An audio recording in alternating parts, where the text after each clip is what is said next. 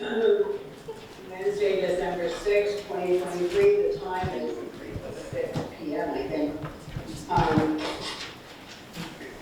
To do the agenda review first. Are there any revisions requested for the agenda?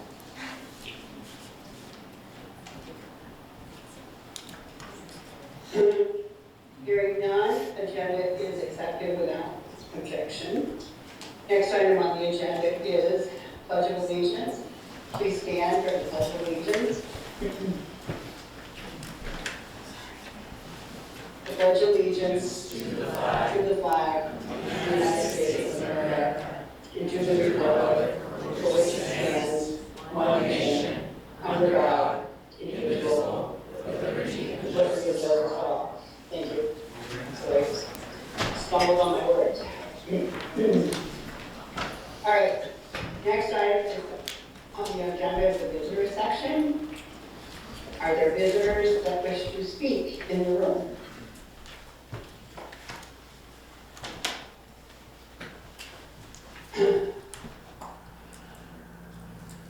I'm hearing nothing. No one in I the see room. Mike Campbell, who doesn't want to speak. I don't think so. It's good. Anyone remotely wish to speak? If you do, you need to sign your name in. Chat section. No, nobody's shared their name yet, Nilda. Okay. Well, hearing no one, we're just going to bypass the visitor section and move on to the consent agenda. Consent agenda has minutes for November 15th and the media package, which are all used to see. Any desires to make any revisions to that?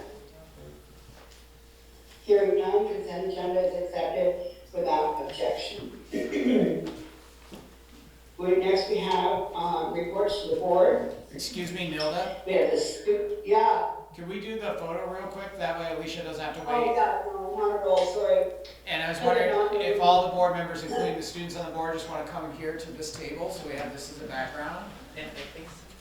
So, okay. Okay, and then yeah, you're part of the board, and then have everyone, the rest of the board members on the side come here, and then maybe Alicia can get everybody. Come on, stand right behind us. Stand right behind us.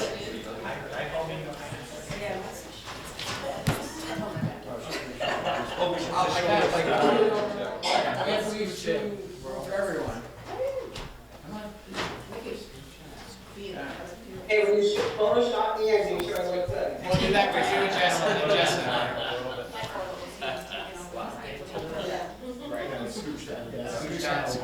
Like the little shuffle. You've got kind of an uneven. All right, good. Do we need to shuffle away a bit more? We're good. You guys look great. Let me get a couple.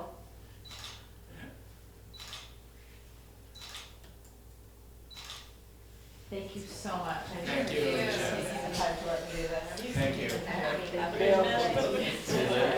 Thank you. Thank you. All right, sorry I missed that. As I said, the next item is reports to the board. There's a student board representatives report, and I think I see Leah. Who else do I see? Do I see Cooper? Aye. And there's a third person. Who's We that? have 4 of us here tonight. Oh, third and a fourth person, sorry. Yeah. So I'm Jacoby Soder. So to start off, sports started up last Monday, and so far I think we've had a few scrimmages in basketball, and I think hockey had something tonight. All right. So these were all passed out. It's one that has the MRUSD logo in the corners. So we went to the Mamma Mia performance at the school and passed these out to parents, community members, and students. When we collected input, it was kind of our version of a listening session with the community. We got a lot of great input. We went in during intermission when everyone was coming out, handed them out, and when people were going in. We got quite a lot of responses, and we're currently compiling that into data. Do you want to talk about how it started? So basically what we wanted to emphasize was that last board meeting, we talked a lot about, I think Jacoby was your idea, Yeah. about going to the play. And the first thought that I feel like everyone came to our minds was like, it's too soon. It's in, a day. It takes like, how are we supposed to plan it, and all these like questions and planning and all this sort of stuff. But basically what we did is within an hour, I was able to make this pretty little printout, which is why we handed it to you. It's very simple. It's a half sheet of paper. I made it off of Canva. Love Canva, very simple. Cooper found me a little emblem, the little maple run emblem for me. And we were able to print that out and within the next day, go to the play and hand it out to the community. It really is just that, simple. It's just putting your head to it and getting the job done. And we also did something similar at the BFA experience night. So you all have that one too. It's the one that looks like this with the BFA, with the brown top. And so that one, we asked students like, so what are they excited for? And so that tells us a few things. So what do people like about BFA? So what do they want to keep seeing happening? And it also tells us where our advertising is working. So what are people hearing about? And that's good. So it gives us a lot of good information about what people are hearing about and what people want to keep happening at BFA. And then we also ask students what they're nervous about, because we want to know how we can help them transition into BFA and the Maple Run community better to make that a seamless transition. So when they come to high school, they're less nervous and they're going to be able to jumpstart their academic career. This survey was also handed out to parents, and there are a few parent questions that they had too. And parents could also fill out the questions about what they're nervous about. Maybe they're nervous about something for their kids. So how can we make them feel more comfortable about sending their student to school? And what have they heard about in BFA? And we've actually compiled that into data, and so Marie's going to share that data with us. So we did get the sending schools of the students who responded, or it was a question. Not every student responded to every question. We had 30 responses, and there was a 52% majority of the people were from City School, followed by Bakersfield, GEMS, and SATEC, each with 3 people responding, and then BEMS, Fairfield, and MVU with 1 person responding. Students are excited for extracurriculars, athletics, the size and location of the school, course selection. And those were the top 4, followed by fine arts, teaching staff, flexible pathways, NCTC, education, and all the new people. And then most of the students were nervous about getting lost, with about 80%. 52% were worried about homework. 48% about separating from friends. 13 students said they were worried about athletics. And that was followed by new teachers, grades and academics, the lunchroom, and upperclassmen. And we have not compiled the data from the parent responses yet. We just haven't had enough time. Could I add something real quick? So one thing I did notice once looking through it is a lot of parents were concerned about safety within schools. I mean, I think most parents these days can relate to that, but that was just a trend that I noticed when I was looking through them with parent concerns. And it really is, it's simple. And since we already have this form created, we were able to just copy and paste that and just change the questions. So it takes 30 minutes to create one of these, and you can print so many of them, and you just hand them out to everyone. And if people don't respond, that's fine, because you have handed it out to everyone. So there will be a lot of responses that you collect. And that's a great way to get fast, quick, reliable data. And it feels personal because you're handing them a sheet of paper. So it shows that you care because you took the time to hand it to them. And you're going to take the time to collect it from them as well. So yeah, that was our review. Oh, question? I just want to say thank you for modeling to the adults that not all tasks have to have 5 meetings. Yes, thank you. Nice job. They won't say it, but I'm going to say it for them, which is a little bit of embarrassment, that during the last board meeting, they built that. Yeah, we did Well, this. you guys all talking about it. Get it. Yep. Lean's Yeah. iPad. And we were all Yeah. So that's perfect, because I'm going to talk about this later. Yeah, that's great, yeah. Well, we're gonna stay till the budget ends. Now, as far as handing these out at the plays, as they're coming in the door, you're handing them as they're Yes. going to the seats? Okay. Yeah, so just kind of welcome them in, give them a little spiel, tell them that what we do, and that way they know students have input in the school, and so that also helps, recruit people because you see that students are involved in the community. And did you have a place for them to drop it off? Yes, So- we have a drop Okay, off. so you walk in, here's your form, and then those who fill them out, just drop them off. Yeah, Yeah, you gave little pencils and you had a Yeah, little. like golf pencils. yeah. Aaron, very helpful. Yes. Very, very helpful. Yeah, very, very simple, very quick, and it was kind of thrown together, but it was kind of the nature of the process, and, it kind of, yeah, but on the fly, and it worked very well. A lot of community members were at the fly, and, we got a lot of, I mean, even though we got what, 50 responses or Yeah. so, that's more than zero. But so- yeah, and Yep. it's just, it's reliable. Any other questions, or? Thank you very much for those student reports, and I know some of you asked questions, but are there any other questions for the students? Hearing none, we're gonna move on to the agenda, and the next item I have is Panorama Student Survey Results, Fall of 2023, and objectives, key results, success measures update. You have that in your packet as attachment 6B, and I think some of that is on the screen. So we have John Muldoon and I think Alexis for presenting. That's right, thanks, Take it Nilda. away.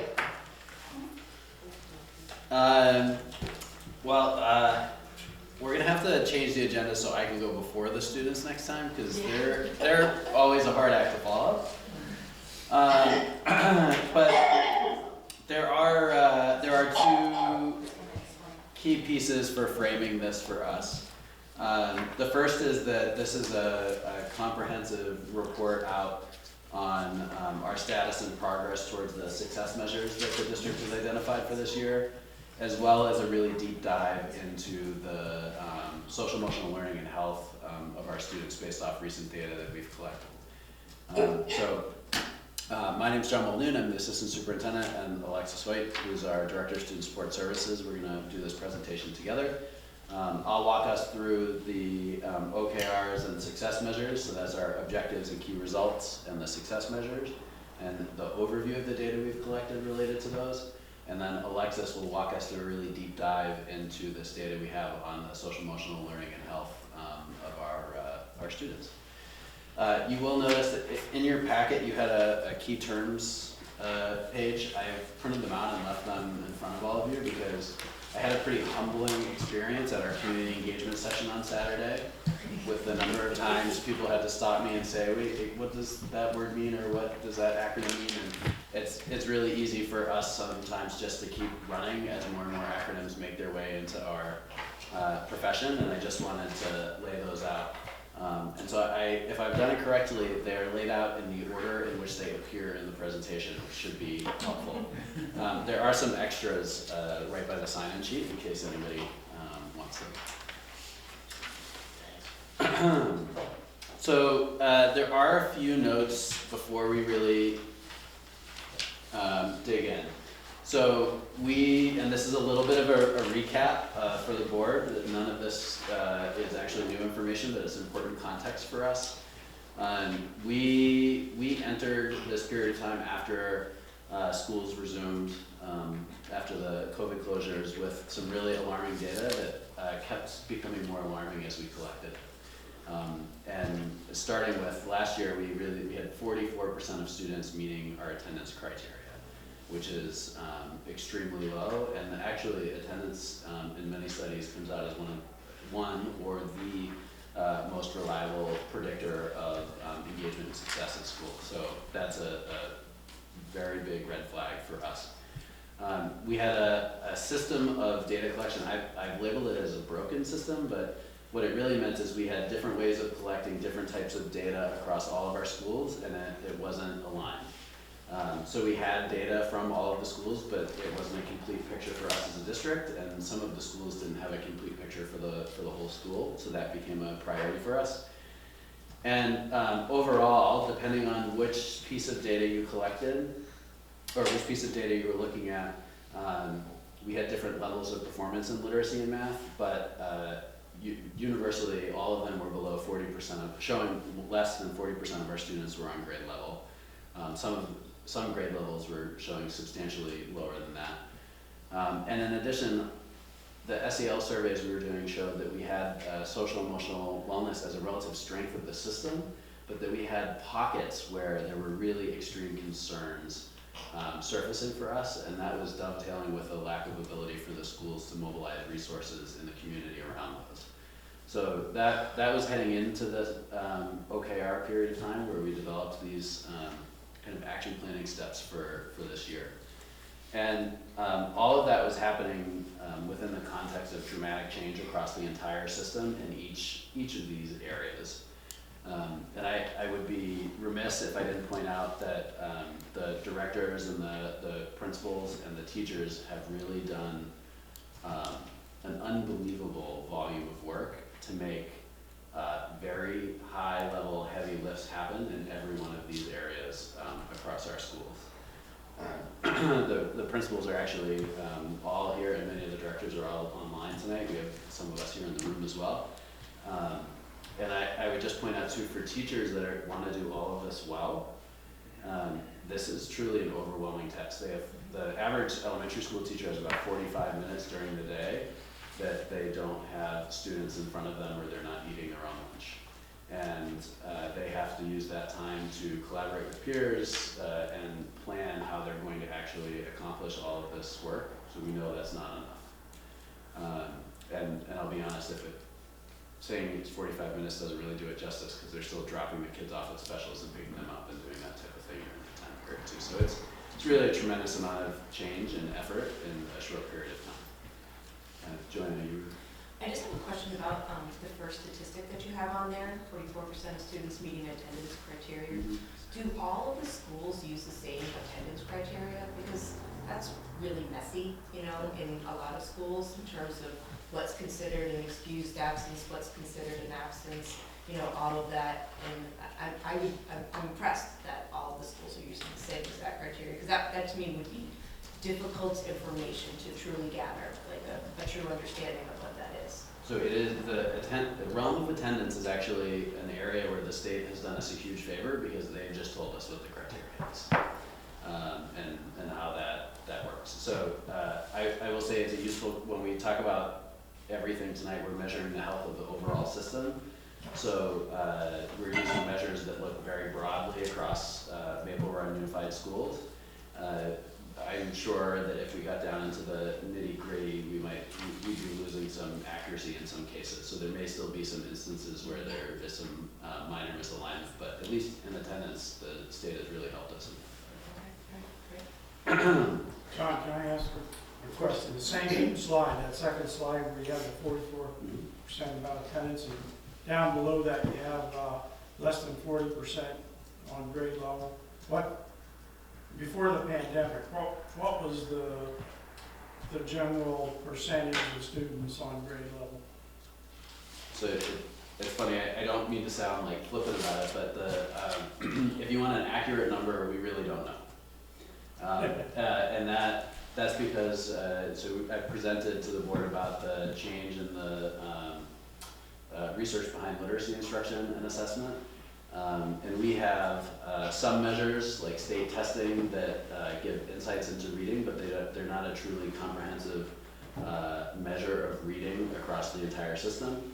And we were before the pandemic using assessment measures that weren't reliable and valid. So they gave us some information that was useful to inform instruction, but really can't be used to speak with a lot of accuracy about the health of the system or the percentage of kids on grade level. What I can tell you is that when we made the change to systems that give us accurate information, we are very much in line with the state as a whole, and we've been up until this year moving in the same direction as the state at roughly the same rate. So I think if you want to look historically back or historically at Vermont's data, it's a good proxy for our own. And the further back in time you go, up until about 14 or 15 years ago, you see that gradual decline in literacy from close to 80% of kids on grade level to where we are now with about a third of students on grade level in the state of Vermont. And that started 14 to 15 years ago with a decline? Yep. Yeah. Sorry, I have one additional question. What is the software you use to measure the literacy map? Is it like IXL or? Yes, and several others. So I'm actually going to hold that for a second because I'm going to walk us through exactly that. So if you don't mind just hanging tight for 1 minute. These are slides that were shared during the board retreat, and it's good context for everyone. These frame up for us as a leadership team. We were looking at how we could respond to the data that we had and really focus our efforts. So we latched onto this framework of objectives and key results with success measures that we could use to measure our progress.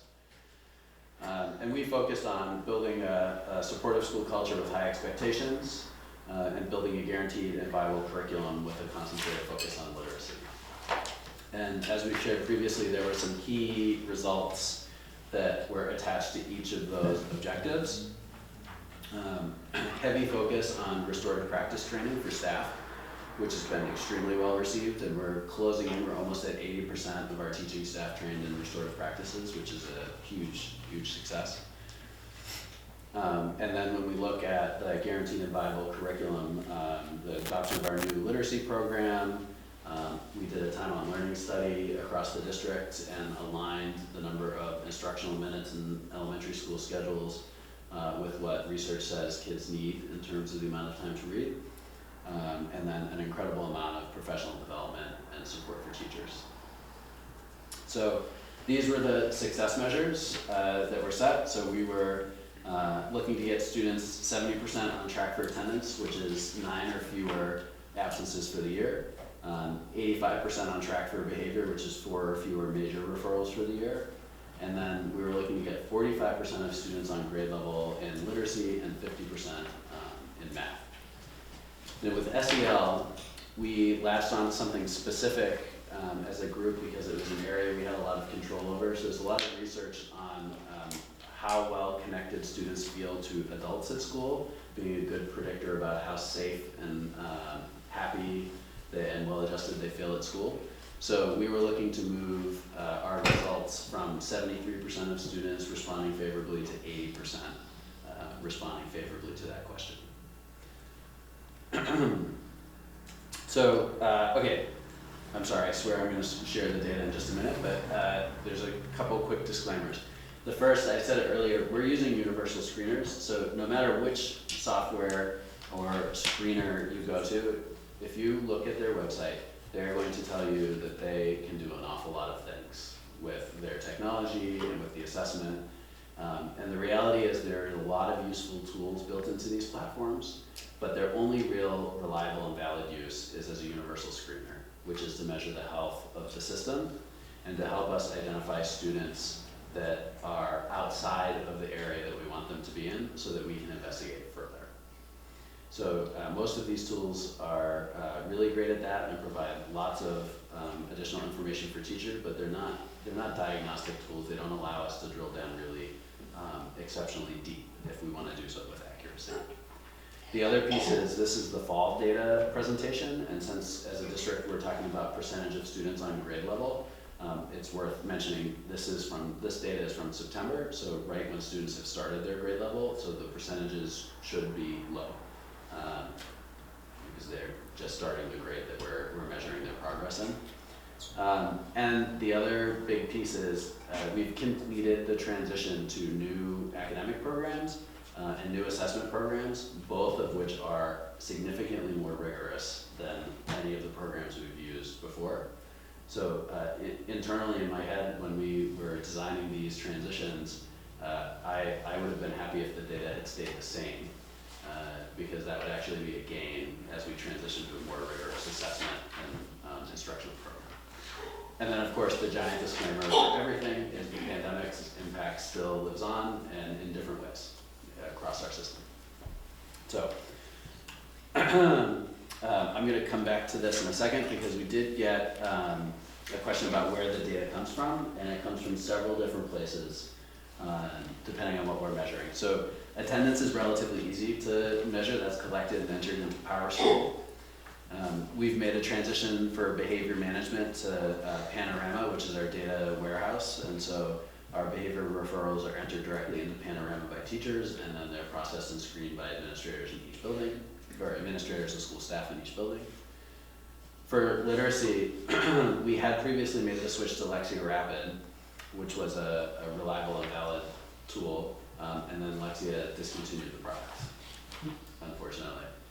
So we had to make an unexpected transition again, and we have moved to MClass, which is the provider of the University of Oregon's DIBELS assessment, which is generally considered to be the most reliable, valid, or the gold standard for literacy assessments out there.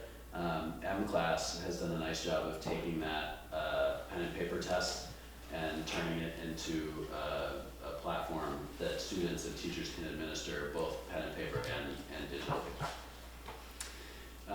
IXL is the program that we're using 6 through 12 for literacy. We also use it 9 through 12 in math. And then math K to 8, we're using iReady, which is an assessment program that's aligned with the curricular program we've purchased for the district.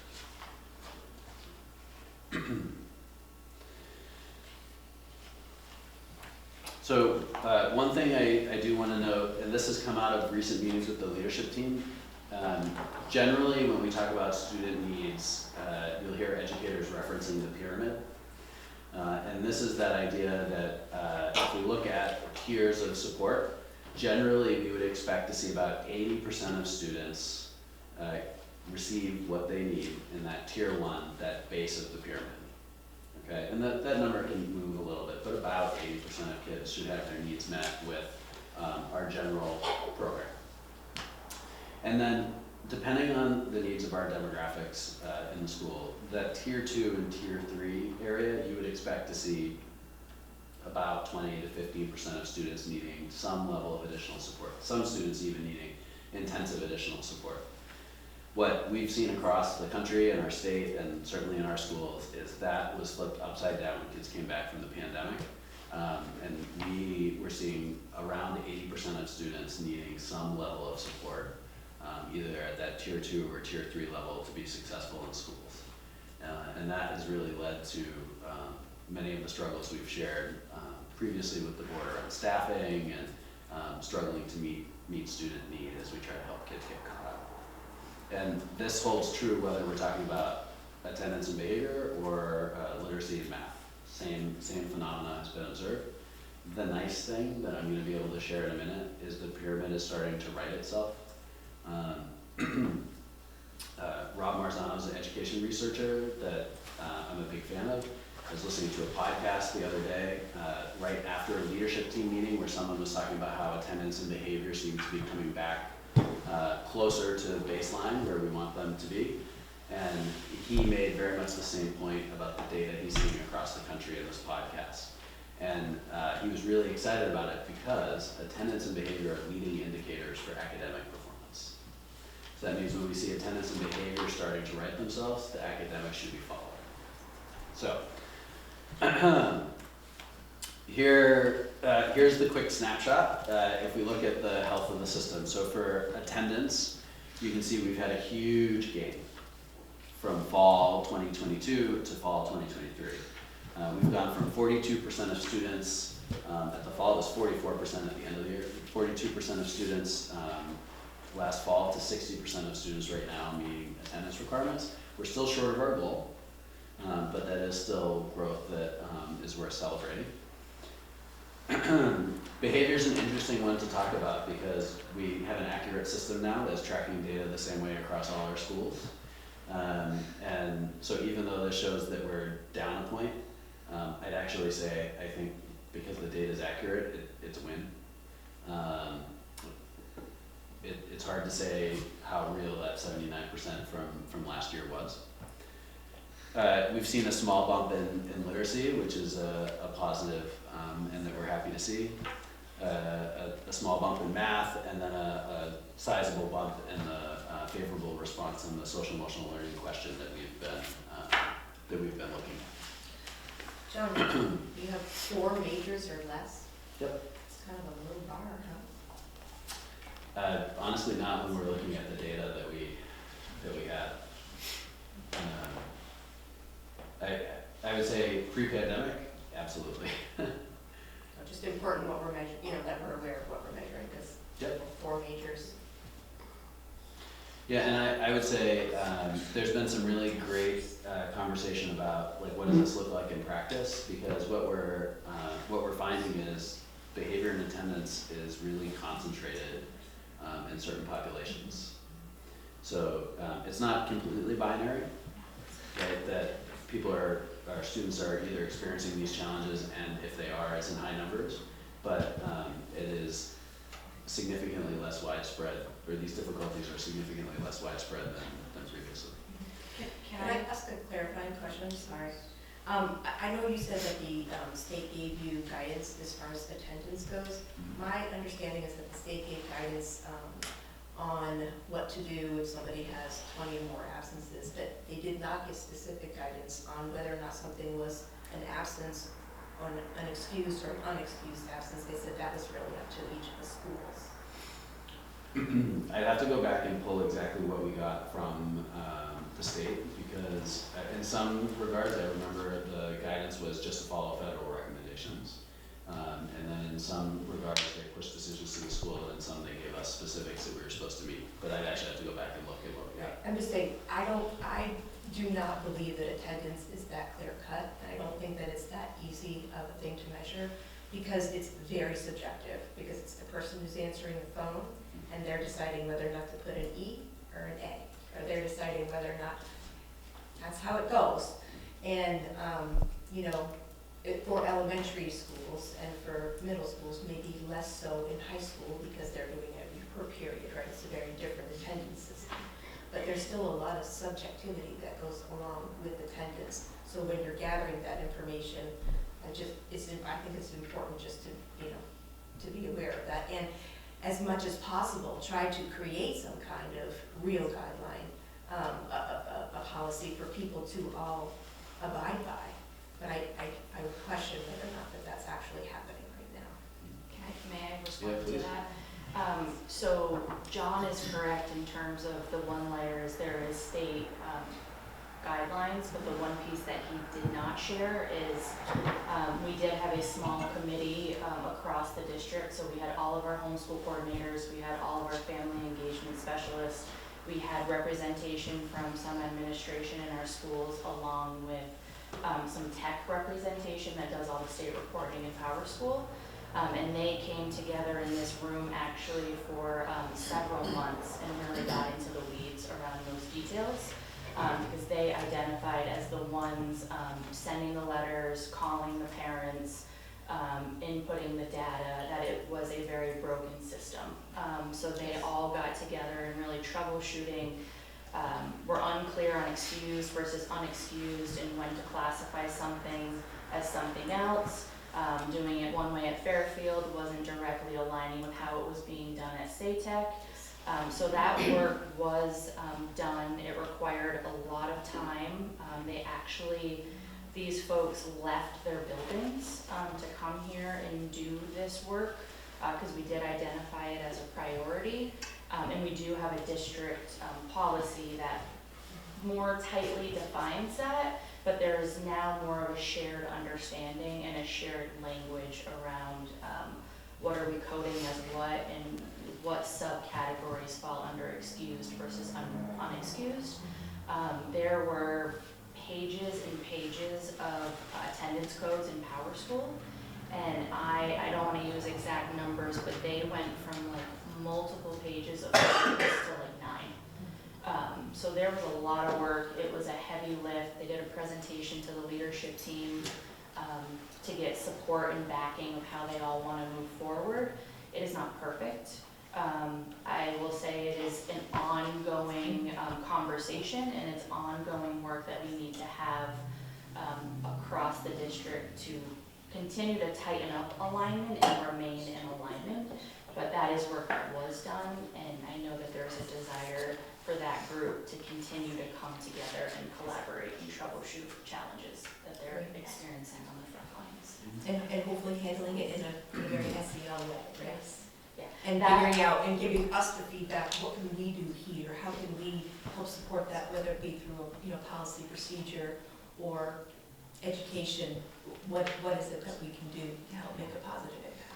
Yeah, absolutely, and I don't want to sidetrack too much, so I'll wrap it up very quickly. But There was one side of the conversation around the logistical software pieces around codes. I would say what took a significant more amount of time is the language that we're using in our letters in particular, so that parents aren't feeling like they're being threatened or that it's a punitive response that we're taking if their children are struggling with attendance, that it's done in a supportive SEL way, because we know that truancy and attendance is a symptom of a larger barrier, an obstacle going on for that individual or that family system. So we try to be mindful of that. The only other quick piece I just want to clarify around behaviors, chronic minors become a major.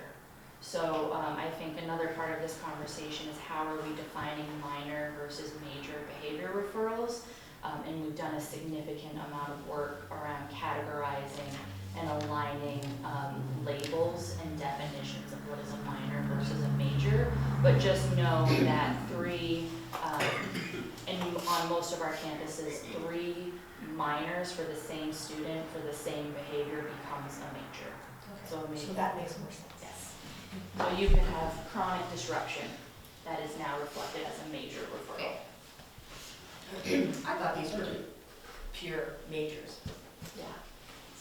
I could tell by how, which is very valid, that major doesn't automatically mean these big explosive behaviors are happening. Sorry, John. No, thank you. And so when we look at this, something that's important, I know we've done before, is to identify area where the differences are statistically significant, which means it's not a data collection, it's not likely to be a data collection error or some kind of anomaly from year to year. And so 3 of these are actually statistically significant when we look at the improvement in attendance, in literacy, and then SEL. So I am going to dive a little deeper into other areas where we see some differences emerging. And I'm going to do this with a disclaimer. So we've never actually presented this broad a swath of data all at the same time before. And what I tried to do was what we've done previously, was put it all into charts. And it was totally unmanageable and overwhelming. And because what we don't actually want is data, we want information and knowledge, right? So I have categorized things a little differently, and I would love the feedback from the board at the end. And what I would ask is your indulgence if I could walk you through these 3 slides with data, key pieces of data, and then I'm happy to go back to do questions after that. So what I've done here is capture where we are right now in the fall for the district, and then I've captured areas where we see a statistically significant difference in a school, in a school's performance in these metrics. So the first one's easy to look at. So if there's a green number, that's a statistically significant difference to the positive. So the example for attendance across the district, we're at 60%. Virtually all of the schools have results that are not significantly different, except for Fairfield. Fairfield at 73% has a significant difference to the positive.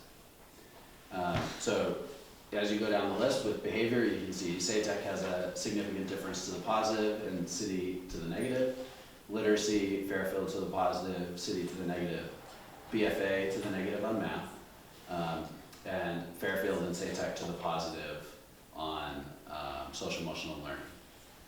And what I then did is actually take all of the subgroups that we collect data on in our data warehouse, and I did the same test of statistical significance. So you can see with attendance, ELL students have a statistical difference to the positive, where students that identified as Hispanic Latino, those on an IEP, which is an individual education plan for special education, an EST, which is another type of general education support plan, or students that qualify for free or reduced lunch have a statistically significant difference to the negative. For behavior, Black or African American, in IEPs, ESTs, and free and reduced lunch had a significant difference to the negative. Literacy, American Indian or Alaskan, Black or African American, IEP, EST, and free and reduced lunch. This is where that key card I gave you with the terms is helpful. For math, American Indian or Alaskan, Black or African American female students, students with IEPs, ESTs, ELL students, students who qualify for free or reduced lunch. And for social emotional learning, for this question in particular, just this question, the only group that had a statistically significant difference was students that qualified for free or reduced lunch. So, When you say statistically significant difference, does that mean that all of these went down, or they stayed this, or there wasn't enough of a change that made it statistically significant? so let's, just because there's only one, let's pick the social emotional learning question. So overall, and I tried to put all the individual percentages for each subgroup in here, but it made the whole, it was huge. So for social emotional learning, what this tells you is that, well, the district's at 80%, the students who qualify for free or reduced lunch had a lower percentage, low enough that it had a significant difference between the two. So that means, so we use the 95% confidence test, right? So you can, with 95% confidence, say that if a student qualifies for free or reduced lunch, it's likely they have a lower response, or a lower favorable response rate for that question. And you could change the words and make that work for the other categories as well. And what was that question, John? This was about connection to an adult at school. Connection to it, okay, you guys said that before, I just wasn't sure. And so there is one thing that I think is worth noting here, or there's many things worth noting, but there's one that's especially important. When you look at these subgroups that have statistical significance to the negative, there is a statistically significant difference in our population across our schools in one example, and that is at city school. So the majority of these groups that show up with a statistical significant difference are also significantly more likely to attend city school as opposed to our other pre-K schools. And just a clarification, you have the 3 slides. The first slide has an SEL favor. Is that the same question as the last one? Okay, just in a different context, okay. I will say, actually, there's a little bit of a extra success in this one because the question changed this year. It actually got harder. Okay. So we were at 73% last year, and the question was about whether or not students felt a connection to an adult at school. And this year, it was about whether or not they felt a connection to adult at school that they could go to with anything, any kind of problem, and they could trust no matter what. So the question actually became a higher bar, Sure. and our response rate was more favorable, which is good. Thank you. This, when you say the district, is this all grades incorporated in these numbers? So, Well, by school. it depends. So for example, for SEL, we're only measuring grade 3 and up. Okay. But generally speaking, it's the whole district. I'll pause in case there are any other questions, but I can wrap up if. Just in terms of the grade 3 up for SEL, is there a specific reason why? What is it? You can answer the question. Yeah, is it just? Yeah, so I think Alexis can go into more detail when she does the SEL presentation, but the research base and the provider we work with both indicate that we should really be looking at grade 3 and up. And so that's what Can I go in? Did all the work for me? Sorry. There is one last thing I wanted to share if there are any other questions. So we did engage in reflection with the leadership team, looking at all this data, and there's actually a lot to celebrate. Especially, I think it's important again to go back to what I said at the beginning about our limited capacity. We've been short-staffed for years now. And at the same time, our teachers have a really limited capacity to take on new things, and they have been unbelievable in rising to the challenge and engaging in an incredible amount of learning and practice change to help us turn things around. And so we see things like this tremendous SEL data, incredible attendance improvement, lots of new programs and data collection tools, and we're seeing progress in literacy for the first time in 15 years, which is I can't even tell you how happy that makes just me individually. There were members of the leadership, the literacy team that cried when we shared the data for the first time across the district. So it's really, we were happy at the end of last year when we had stopped the decline, and now we're pushing in the right direction in a way that's statistically significant, and I think that really, like, we should talk it up more. That said, there's things for further exploration. So we know we need to do a math review across the district, and we have our math curriculum committee starting that process now. There were some differences in the data that have us asking questions about some of the individual aspects of like literacy at the middle school, math at the high school, pieces like that that we have teams now picking apart and looking into. And a real risk right now is, I have it down here as supporting teachers, but I'll just say it more bluntly, it's teacher burnout from this incredible push, and the staffing issues that we continue to experience further complicate that. So, unless there are any questions for me, I'm happy to turn it over to my co-host. Is there any exploration about a way to do some, whether maybe it's not going to be as clean of information gathering, but some kind of anecdotal information around SEL for K through 2? I know there's ways to, ask children questions, just because when they hit 3rd grade is such an important grade in terms of literacy, that it would be really good information to get. And attendance level at kindergarten is a huge predictor for what, their school attendance will be for the future. So it seems like really good information to not get, to miss, and Yeah. try to make some improvements on before grade 3.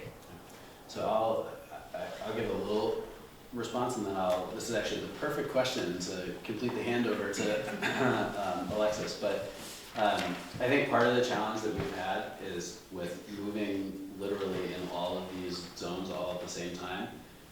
We've really hit some capacity issues, and in some cases, like literacy is a great example. We have not been able to move in all of the zones that we want at the same time, so we picked the areas where we have the highest chance of an outsized response, or an outsized positive result. And I don't know that that's the case for SEL, but excuse me. I think that with literacy and SEL and attendance and all of these things, we have a long-term commitment to them and improvement over time. Yeah, and I'll just say that attendance in kindergarten, again, is an enormous predictor of what their attendance will be in their future schooling. And if there's any support that families can receive then, it will make a lasting improvement in their habits, instead of waiting 3 years for them to get really poor and then start, doing the documentation. So it's also about kind of where you put your efforts and making sure that putting efforts in places that will give us our biggest bang for the buck. Mm-hmm. Yep. So I have you queued up. Oh, beautiful, it's already up there. So this is a much bigger group than I think even a month and a half ago it was that I presented the spring results. So this is great to just see more faces and have students in the room this time. That's really amazing. So this is going to focus on, just like John, we tried to use a similar format. This is just going to focus on the fall 2023 Panorama Student SEL survey results. A couple things that I want to highlight before I jump into the content and jump into the data. So John shared that the academic assessments happened in September. That is not the case for our SEL survey. So what the research tells us is that we should not administer any social emotional learning survey in the first 6 weeks of school. So we intentionally allow that first 6 weeks of school to lapse, and we try to schedule and target delivery of the survey between like week 7 and 9. So even though the academic assessments were done in September, the SEL survey was administered in October. So I just want to highlight that it is not the same time frame for the assessment data. There's a difference between the academic results and the SEL results. So if you just go to the next slide. So this one just highlights the response rates. Again, we only right now survey grades 3 through 12, and that is because the data platform that we use, which is research and evidence-backed, strongly suggests they will only do surveys for grades 3 and up. They will not do surveys younger than grades 3. I think Joanna has an excellent point around early intervention and how powerful that is, and that she's absolutely correct that our data indicators, I would even say in pre-K, really show how students are going to be performing in middle school and in high school the older and older they get. So the earlier we can identify students at risk and intervene, the better it is for everyone, the students, the families, and the staff. So that is definitely a conversation that we can start having. I know the schools are all kind of doing their own type of universal screener. This is the one where we're aligned district-wide 3 through 12. So these are just our response rates. You can see when you're looking at fall 2023, all of our schools individually, and then an overall district response rate of 81% is very high. And that is definitely an area to celebrate. We have done a SEL survey, I think this is our 3rd school year, and we do them twice a year. So this is our, bad at math, this is our 5th survey that we've done, and this is the highest response rate since we have started administering surveys. Again, I will share that the survey is different this year than it has been in years past, which I kind of alluded to that during my last presentation. So I'll get into that in more detail as we move throughout the content, but this is the only slide that is going to show a comparison from fall of last year to fall of this year, because it was a completely different survey that we administered. So we can't reliably compare results from the fall of last year to this year, because we didn't ask the same questions other than our OKR SEL question around a sense of belonging. So just some other notes. I already talked about the different survey. And then the one big difference that I'll probably say multiple times, our surveys in the past have primarily focused on assessing school safety and school climate. This is the one survey where we have asked for more questions around students assessing their own social emotional skills. So I want to be really clear about that. This is not as much of an assessment on school climate. And we did that intentionally to align with the systematic work that we're doing around social emotional learning for our students. So this is their own perception of how they are viewing their own ability to respond in challenging situations. So I just want to be, it's not the adult's perception or a reflection on the school as a whole. That's a really big piece to highlight. So this is the first domain. Again, this is the only domain that does pertain to school safety and belonging. The rest do not. So these were the questions that we asked, which John kind of already touched upon in his presentation.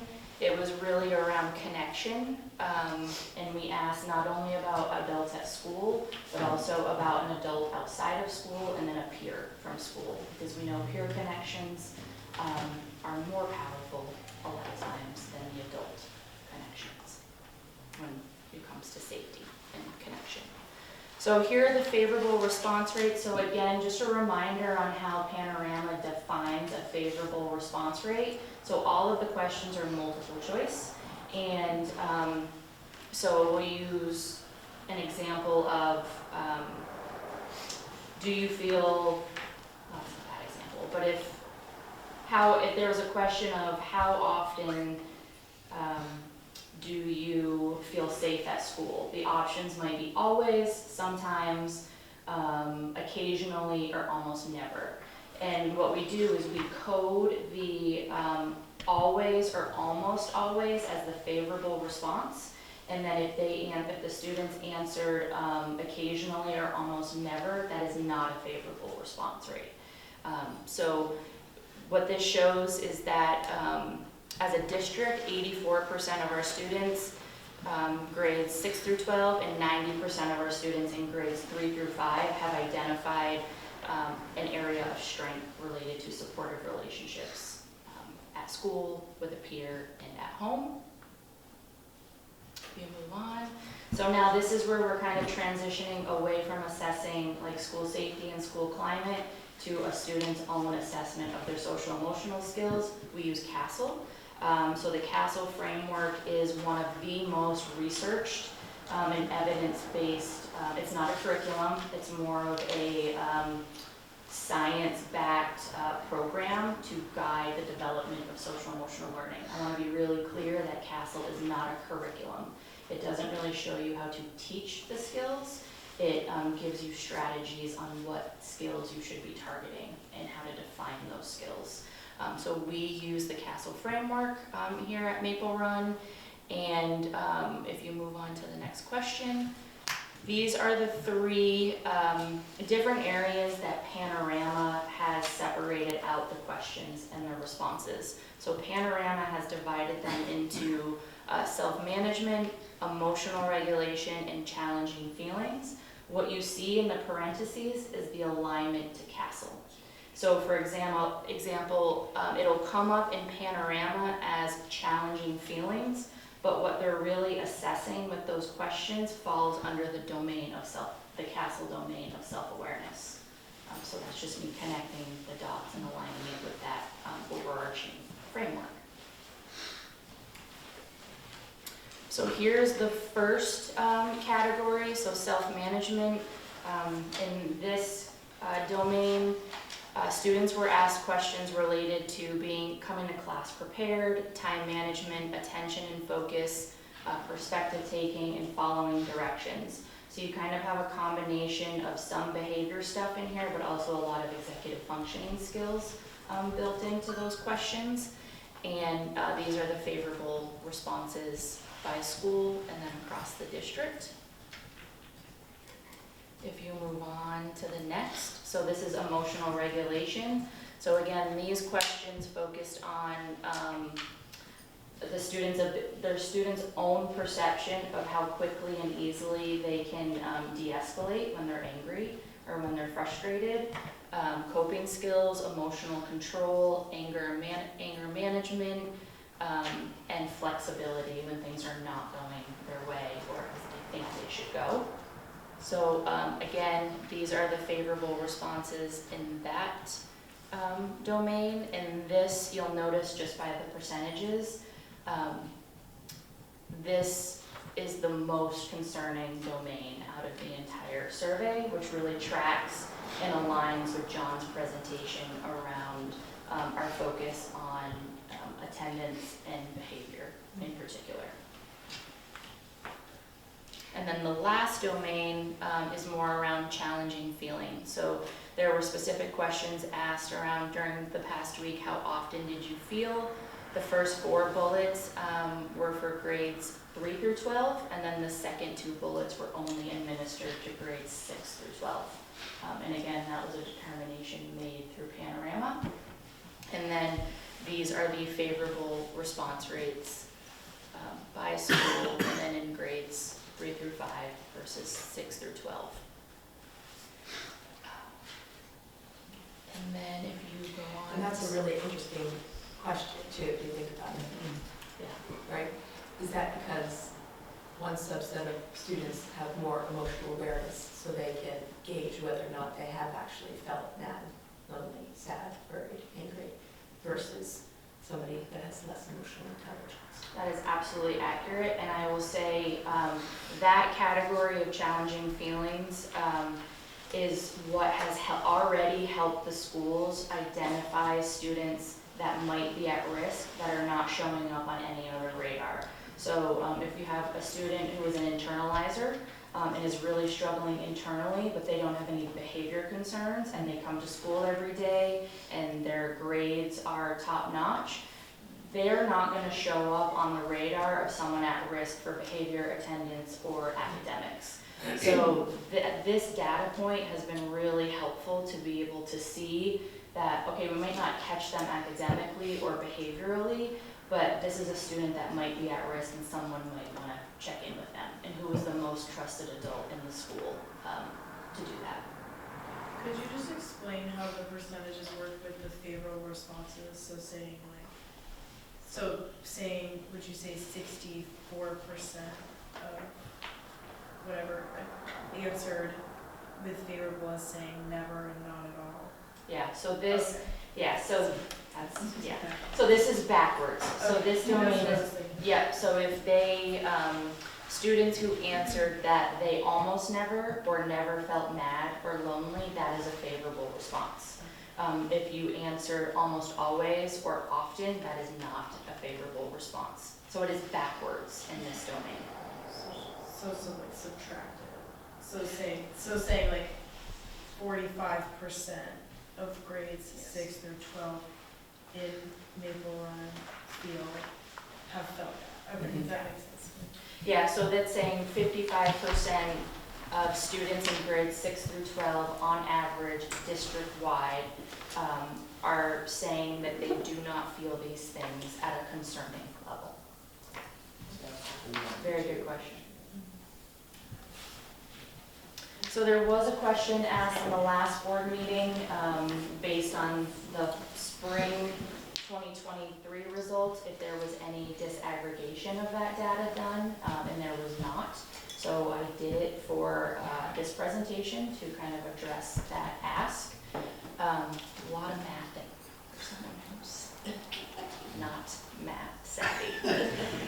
So what I did is, I know this can be really overwhelming because there's a lot of numbers on the slide. This slide is only showing grades 3 through 5. I will get to 6 through 12. But I looked at all of the subcategories that are identified in Panorama. So again, students that are on a 504 plan are ELL students, that's our English language learners. Students that are on an EST plan are free and reduced lunch population, are students that are on an individualized education plan, which is special education. And then there are different subcategories per grade band that are populated when you look at race.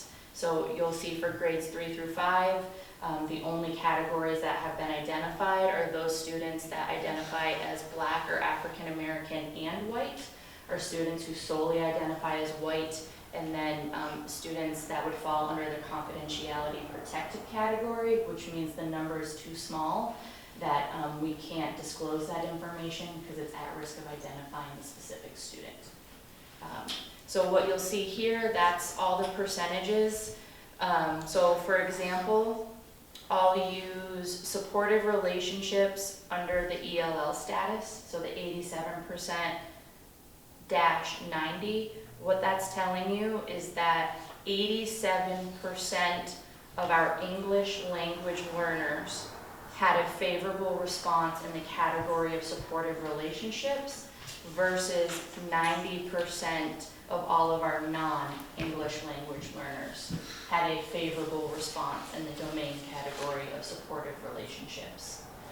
And then when you do the math to figure out which of these categories is statistically significant, those are the boxes that are highlighted in purple.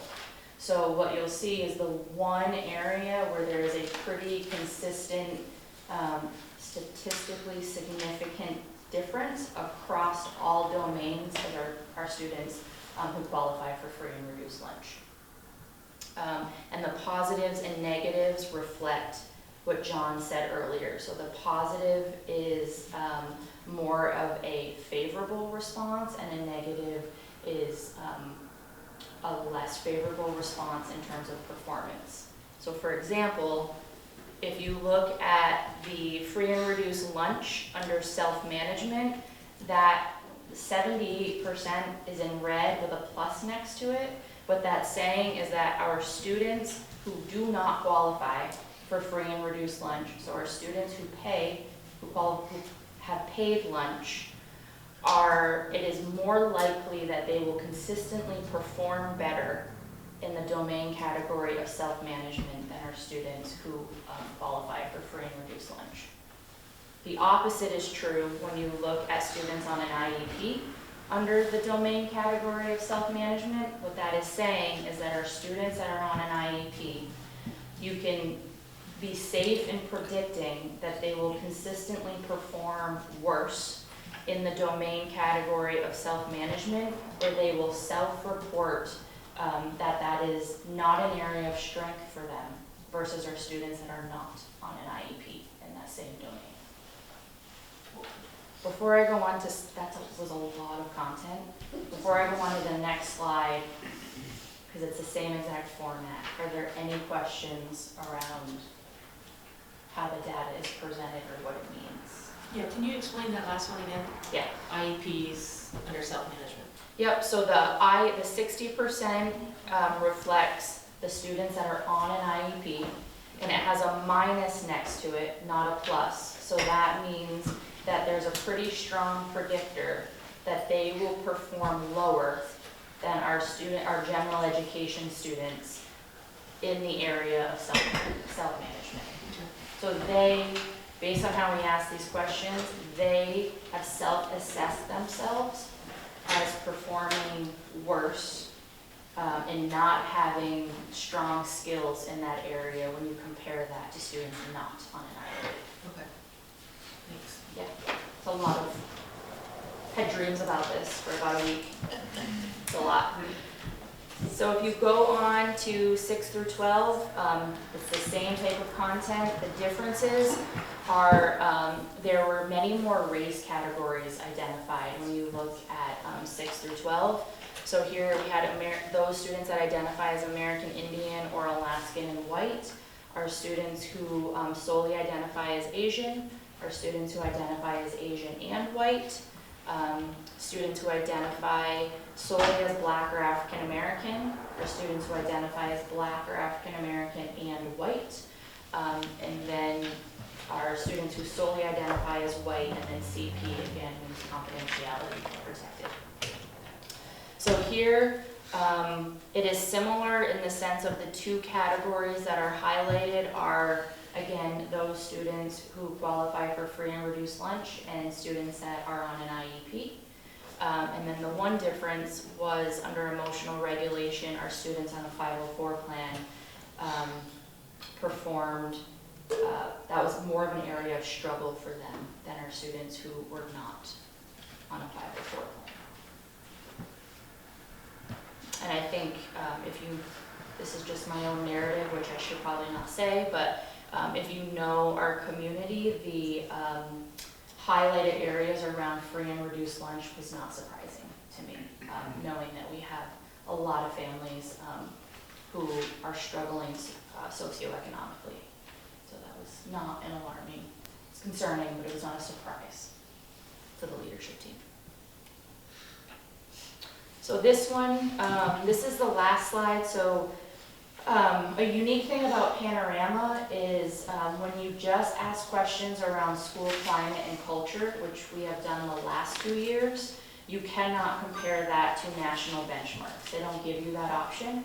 But then when you start to dive in and assess students' social emotional skills, they allow you to compare that to national benchmarks. So this is an added feature that we have as part of this survey that we have not had in the last 2 years. And what this says is that even though our local scores were very concerning and something that we definitely need to be paying attention to and responding to, particularly in the area of emotional regulation and challenging feelings, when you compare that to the nation, for emotional regulation, we are in the 70th percentile, which means that we are performing better than 70% of the nation in that domain. When you look at supportive relationships, we're in the 80th percentile, we're in the 50th percentile for self-management, and we're in the 70th percentile for challenging feelings. For me personally, this was the one slide that was eye-opening and surprising to me. Because when you look at the 3 domains of social emotional skills, locally we have the highest percentages in the domain of self-management, but we are in the lowest percentile when compared to the other 3 domains compared to the nation. So that was just very surprising. And then the domains that we are performing the lowest in locally, compared to the nation, it is identified as an area of celebration nationally. Where is like local? Maple Road, Just Maple. Oh. like our own Oh, okay. results. Yeah, very good question. Thank you. I think, oh, and then one more. So when we administer surveys, I know sometimes it might feel like this to some students and to some staff. We don't just survey to survey. We really do take the results and we are constantly looking at them and diving deeper into how can we and how should we be responding to them and what action steps can we take. It's not just a survey to do it and then we never look at it again. We are constantly re-reviewing not only at a district leadership team, but every school has a weekly multi-tiered systems of support meeting, and this panorama data is reviewed weekly at schools. So we take it very seriously. We actually use it in our work frequently. So what is this kind of, some of the highlights and the reflections that we had as a leadership team is percent of students who have responded favorably to the SEL survey is supported by attendance data. What that really means is it was really interesting to see that we have more students now coming to school more consistently, and with more students attending school, our SEL response rates are also continuing to rise. Because we know when students aren't at school, we're not getting their voices. We're not surveying them because they're not there to take it. So that was just an interesting correlation. It is a very real reality that some of our students have significant SEL skill deficits, and at the same time, many of our students feel connected to at least one safe, trusting adult in the school. John already talked to the consistent rise in our SEL OKR response. Behavior needs continue to be pretty intensive across a relatively small population of students. So we do have a small population of students that are having a significant impact on the classroom or the school as a whole community.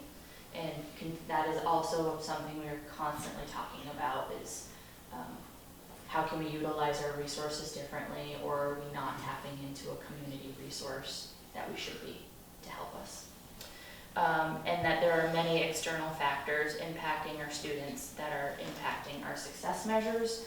This is one of many, but one example that was highlighted is our number of families experiencing homelessness this year is significant. We have never had as many students and families experiencing homelessness this year since I started, which was 5 years ago. It is very worrisome and alarming, the number of our families and students that do not have a warm, consistent home to sleep at every night. So that is, on that note,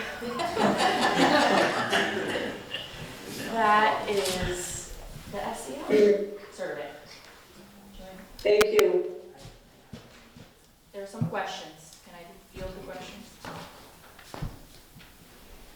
Yes. Okay. So the two things that I also feel that the data told us, or told me anyway, was, kind of pulling out the emotional regulation, right? What are we doing to improve that? What are we doing to improve those skills? I think that would be a great question to put in here, and something that we could be doing in the schools, and also the self-management one. I mean, that to me, those are study skills, right? Those are healthy academic habits that we can also be teaching our kids through various ways all the way up, and just maybe doing a little inventory on what are we doing right now to teach these skills to these kids, because you're right, there's a lot of things that have a lot of external factors that make it very difficult for us to be able to reach certain students with certain issues. But self-management are going to be such important skills for them to be able to be successful in life. And those are things that we could actually kind of compartmentalize out and teach at school. And I will say, I do have to just give our teachers huge credit, kind of like what you did. They're the ones in the trenches all day long, and being in a classroom right now is no small feat. And they are spending most of their days teaching social emotional skills, because we know if you have a classroom that is not regulated and not feeling safe, you cannot teach them how to read. You cannot teach them to engage in content and curriculum. So our teachers, they really are doing it all, in a sometimes in very impossible situations. So we're not just taking the data and just saying, oh, that's concerning, we are responding to it, and trying to support staff in the best way that we can. Something else that has come up recently is seeing how we can do a better job of supporting our staff's social emotional skills, because we know if our teachers' well-being is not great at school, they're not going to be the best selves for the students. So it's kind of a two-prong in terms of, yes, we're all here for the students, but we also need to take care of our staff as well. Thank you. Do you have any sense as to why there's been such an increase this year in homelessness? Well, the one big change that has happened is there were a lot of vouchers and there was a lot of assistance provided during the pandemic. That is all ended this year. So families that had a lot of assistance and a lot of financial support to find temporary housing has now gone away. So we had a surplus of families that essentially got kicked out of hotels and shelters, not space at shelters. But how do those numbers today compare to pre-pandemic when that extra cash wasn't available to families? Yeah, I think that's a really great question, and I think it's a loaded question in the sense of some of the risk factors for these families weren't present before the pandemic around mental health, substance use. They were for some families, but they weren't for others. And the pandemic kind of highlighted or brought on some additional challenges that were not present before. Definitely not blaming the pandemic at all, because homelessness was an issue prior to that, but I think a lot of things have happened during the pandemic that put more adults and more students in more vulnerable situations and more at risk. But that is a really great question and something it would take a lot of time to really tease out the correlation there. Just, I guess one of the Thank you, Ben. I have a question. Oh, wait, somebody has a question. Andrea. Sorry, Andrea Rasick, Director of Special Ed. I just wanted to also chime in and support Alexis and the question around regulation in the classrooms, because the OTs and PTs ran a PD thread this year and over the summer to address kind of regulation, self-regulation for kids in the classroom at a tier 1 level. And they had general educators and ESPs in that training. And they were talking about just tier 1 general ed stuff around the preferred seating, how to do physical breaks, how to get some sort of, move your body appropriately, all that kind of stuff. And so they have been working all year long with the staff as through a PD thread.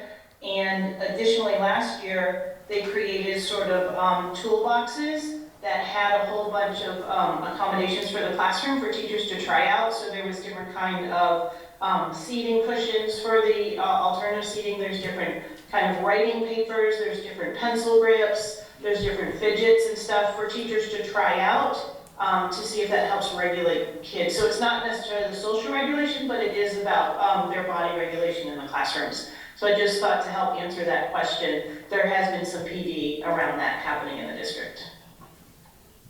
Thank you. Anyone else have any questions for John or Alexis? Alexis? And Dave does. one of John's slides, we showed that we get less than 40% of the students are on grade level for literacy, and less than 40% of the students are on grade level for math. That statistic scares the heck out of me. And I know, I think I had a conversation with Bill recently when he was trying to educate me as a new member of the board that we had changed in Vermont the way that we taught English skills, and as a result, our performance in the state lowered. Is there something we're doing about that to turn that back around? Because that's a scary number. Yeah, that's a great question, and the simple answer is yes, we're doing an incredible amount right now across the district. And many other school districts across the state are in some stage of also pivoting to make those changes as well. We are a local control state, so districts have an awful lot of autonomy in the way they approach things like this. What we're actually seeing is rules around how federal money or money that gets linked back to federal grants are changing. And that is what is actually going to start putting pressure on school districts all across the country that haven't started to make changes yet to do so. We're in really good stead. We are, this is the year 2 of a 2-year implementation for us to a change to a literacy program and instruction that's based off the science of reading. And there's been a ton of professional development for teachers, and we're building whole lanes of intervention for students that are struggling with reading to help them catch back up. So for us to see some positive growth in the fall is a huge success, and I think if we can duplicate the success of our pilots with this new program, that we'll see a huge bump for the spring. Great. Yeah. Thank you. David. John, Connor, do you have a question? Oh yeah, David, you were just talking about like the IXL level. All 4 of us earlier were talking. We technically, especially for math, all fall under that margin of at grade level from the testing. So I don't know if that maybe like eases your concerns a little bit. A little bit, because I consider you guys pretty smart. So. But we technically do fall under that bar. It's really hard because in order to receive that 12th grade proficiency in math, you have to be fluent in AP calculus. And so that's really hard to achieve for students. And it also incorporates skills that, they may be simple, but we haven't really gone over these skills since 7th, 8th grade. And so, yes, we may be doing advanced math, but we don't know these like smaller skills that are very minor because we haven't learned so long. Exactly the issue. So I can, Talking about yeah, right, so I met with the math department at BFA this morning about this very issue. Yeah. And what we're seeing is, so IXL is a wealth of information, but and we have students who are mastering more advanced content but are showing weakness in some earlier skills or skill fluency. And so it's actually confounding the program a little bit. And so we have some students who are, I don't know the right term, maybe you guys can come up with one you like, but are both at and below grade level at the same time. But I would say, generally speaking, you guys are probably the exception to the overall view when we're looking at math, which has brought about the need. That's why I was meeting with them. That's why we're doing a math program review this year, and digging in much in the way we did with literacy.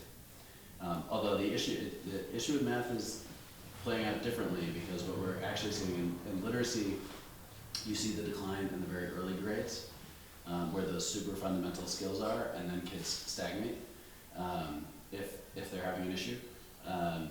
What we're seeing with math is that kids are actually doing all right until we hit the middle school years, when we know the rigor in the math curriculum really ramps up very quickly. And so those middle school to high school years are where we see kids still growing, but not as fast as we want. Thank you. Yeah. And Great. Thank you guys for. Thank you all. And thank you, John and Alexis, for the presentation, and thanks everyone for the engaging questions. We're going to move on to the next item on the agenda, which is old business. And I am going to turn this over to Susan to continue on the agenda for us. Alrighty, so the next item is the plan for meeting board goals. And in our last meeting, we had talked about all of us doing at least 2 sessions, I think we said by the springtime, where we'd go out and meet with the community.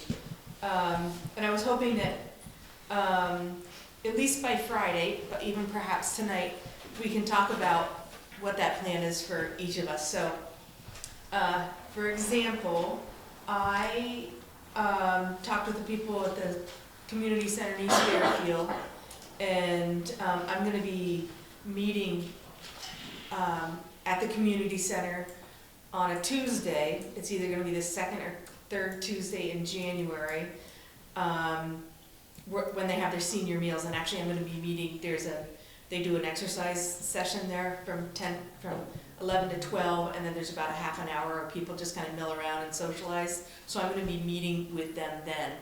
And I do know, even though, well, there she is. I do know that Erin will help us with whatever we need in terms of setting these types of meetings up.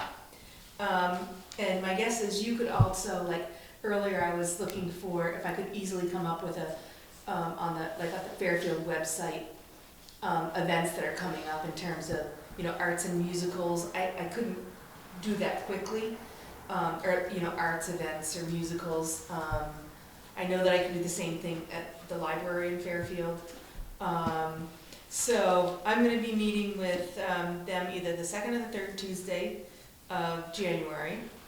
I'm gonna ask Erin actually to print out a bunch of these for me, but it's gonna be larger print since we're seeing people that are visually That's a good idea. challenged, like me. And the other thing is that I'm gonna say is, I can't remember who showed me this, but in your little packet here, Yes, so there's a coupon in there, so you can go to any drama performance or sporting event at BFA. So we would love for you to get out. yeah, so this would also Head up be to a great. BFA. So I'm gonna say if you can let me know by Friday, what the plan is for at least that first session. I'm gonna encourage people to do that, by the end of February, town meeting day at the latest, especially since we know that there's gonna be some elections coming up, and I don't want this to just kind of drop off. But I'm sure Erin would be more than willing to help people out in terms of Yes. arranging for some of this. I had a question about how people felt about going to a staff meeting. How do people, is that one of the places for us okay to go to, or is that not preferred? I would rather have you out in the community. We're out in staff, we give the staff plenty of places to do it. I think that's the responsibility of the administration. Okay. And for us to get that information. Okay, thank you. Are we all going to do the same thing, or? I'm gonna say we should, my preference is that we are all asking the same questions. I think these are great questions. What are we doing well? What's not going so well? And how can we change? How can we improve the things? Which is basically what this is. I wrote those into this. Thank you very much. You guys are rock stars. Every results-based accountability, those 3 questions. Very good. Yeah, so if you can just shoot me an email by Friday, really, about what your plan is for at least one of those sessions, I'd really appreciate that. So that's all for the plan for meeting board goals, and we're gonna move on to the options-based response to violent intruder drills, fire drills, emergency, and that is the attachment 7B, and it is an action item. So the administration recommends a motion to accept the options-based response. So I'm gonna make the motion to accept the F03 options-based response to violent intruder drills, fire drills, and emergency preparedness policy as a first reading for adoption at the next board meeting on December 20th. So do I have a second on that? Second. Thank you, Amanda. And then as we said in the last meeting when we brought this, it's just some wording update that came from the state as a required policy, so there was some wording that had changed. And you adopted this back in August, not back in July, because we needed to have it out this morning. Great. It's really just some wording. Any other questions? All right, so I'm gonna call the vote. Nilda? Yes. Jack? No, Yes. okay, Jack. Yes. Carly? Yes. Jessica's not here. Jessica's She's on on Zoom. online. Oh, Zoom, Jessica? Yes. Okay, good. Joanna? Yes. Charlie? Yes. Suzanne? Yes. David? Yes. Amanda? Yes. And Susan is also a yes. All right, so that's approved, and next meeting we'll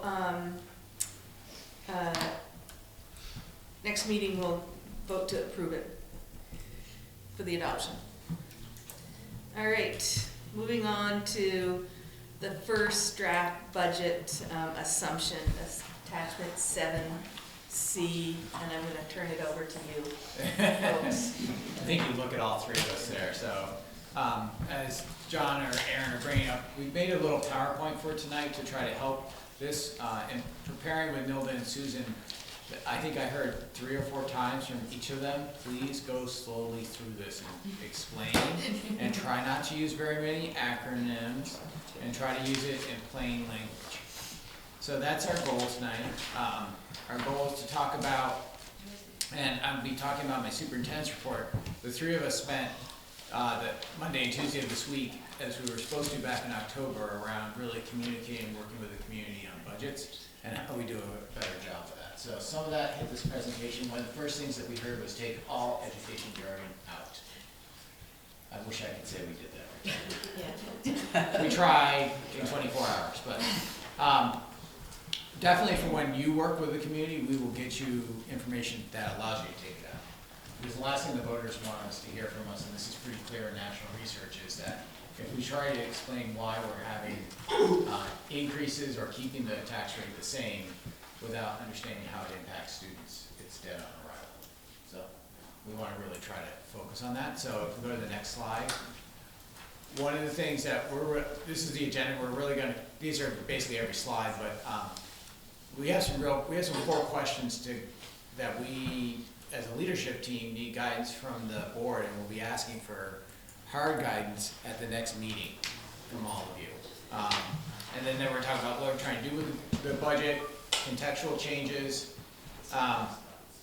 what is an assumption budget, because that's what we called it tonight, and then what's caused the increases that you'll see in it, and then how do we go from a budget to tax rates? And when you see a chart paper up there, Brianne's agreed to be the scribe, as Martha explains, and this is where we're asked to go really slow. How do you go from expenditures to determining tax rate?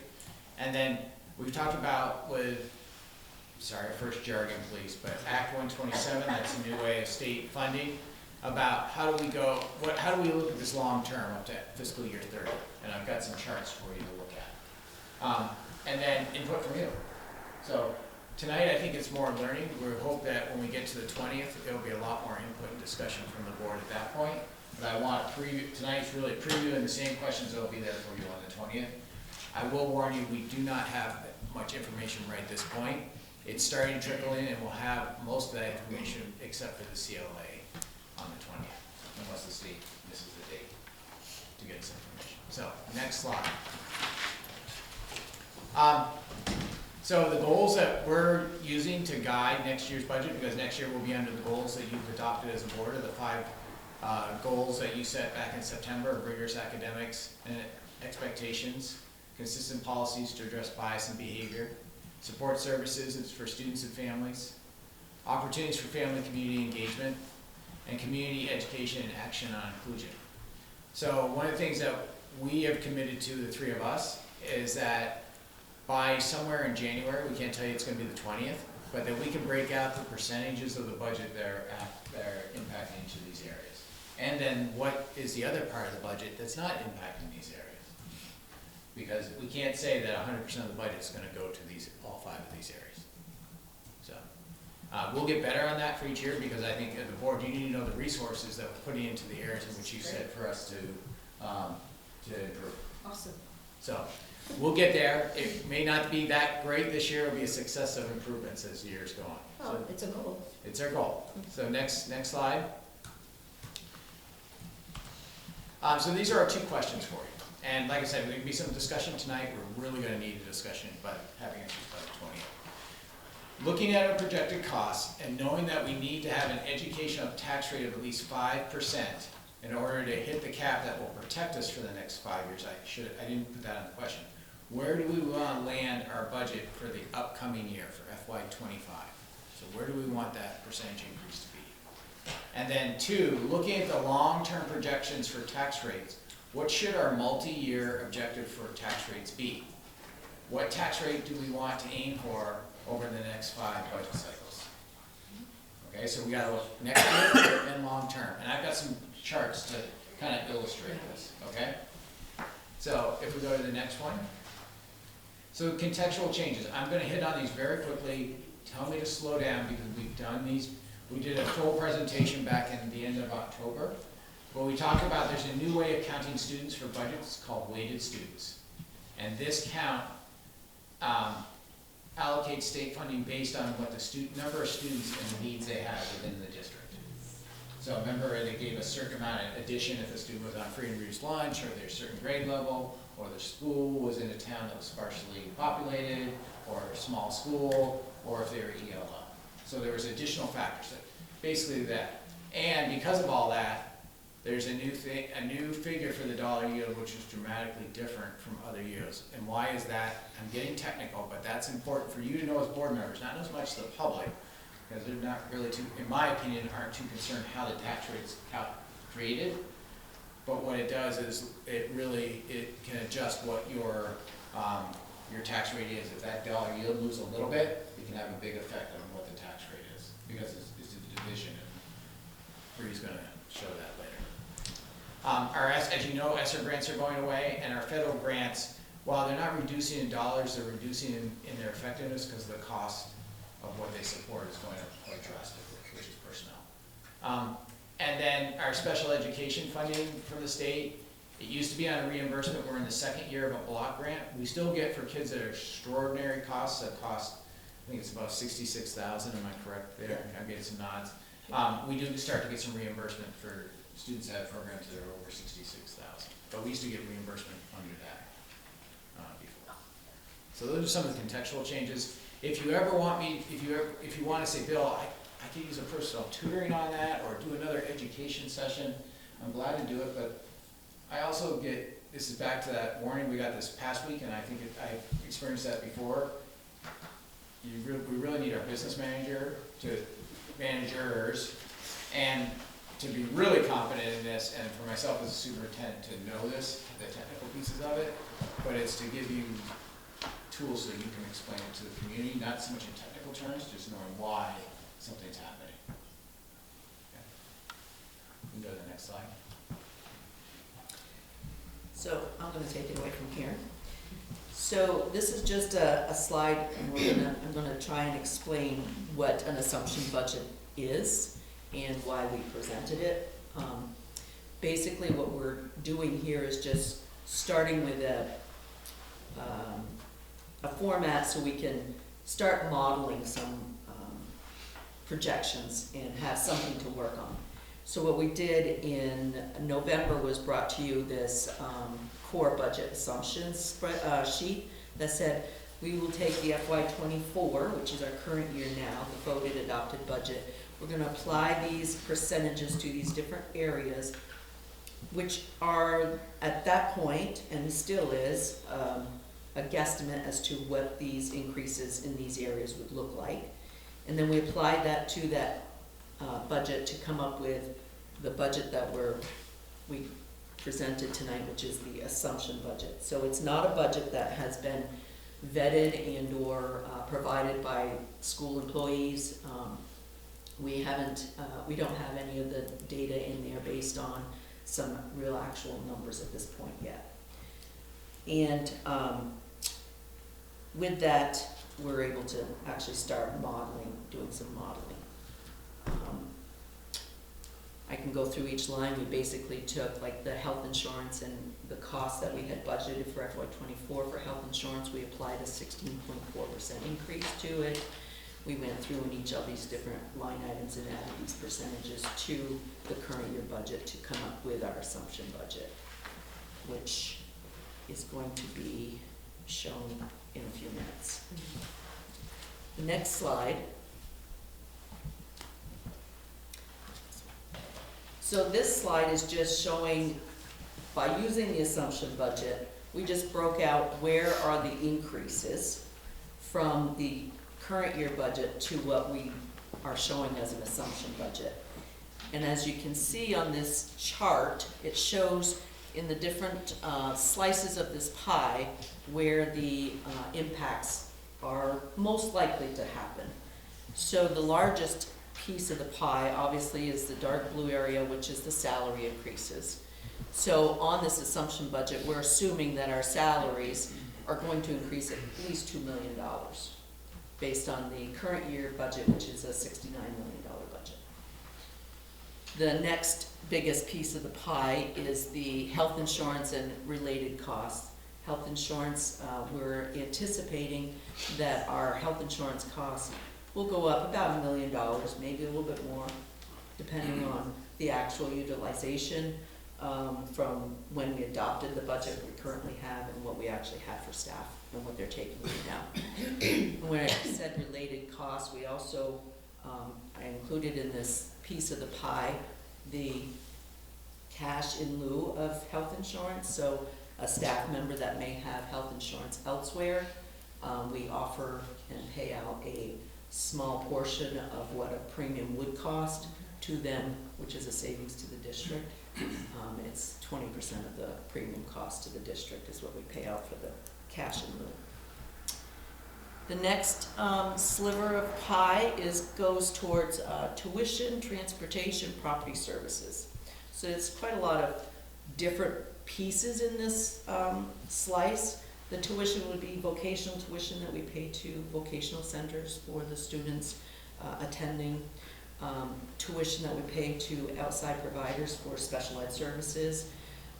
Our transportation costs for to and from school, field trips, extracurricular transportation, all student transportations. Property services, which include our liability insurance, telephone costs, copier leases, so on and so forth. The next sliver, which is the yellow one, is our contracted services.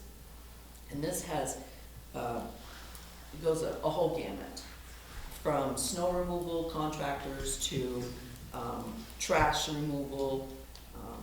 We have some contractors that come into our buildings that provide services like school-based clinicians, CAT workers. Don't ask me what CAT stands for because I don't know. Maybe Bill knows. Mental health service providers. We also pay for contractors like Goslin when they come to do some excavation work, portalet services, so on and so forth. So a slew of contracted services. Then we have our light blue sliver, which is our supplies and equipment. And again, there's quite a variety of things that fall under supplies and equipment. Obviously, it's the paper and pencils for the classrooms for the students. It's also where we would budget for replacement of classroom furniture or technology purchases. So the computers, the laptops, the technology that the students use and or the staff use.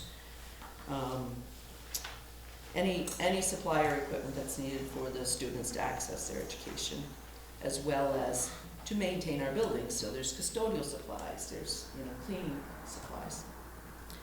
Then we have the little green sliver, which is others, which is in here is dues and fees, which and principal and interest payments. So dues and fees are items like belonging to the Vermont Principals Association, the various Vermont sports leagues. We have to pay association dues to, entrance fees for students attending field trips,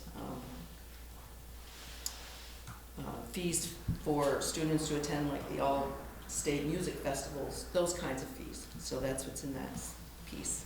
as well as the principal and interest payments for our bonds that we have. And then we have a dark blue sliver which says employee benefits. So that's really other employee benefits besides the health insurance. This includes the dental insurance, life insurance, long-term disability. It also includes where we pay for workman's comp insurance and unemployment insurance. And that's what without the workman's comp, right? Pardon? The workman's comp is what significantly increases. Yes. And you don't have Yeah. any control over that. Correct. And also in there is professional development for our staff, for all staff. And the very last piece is actually not an expenditure change, it's a change in our revenue.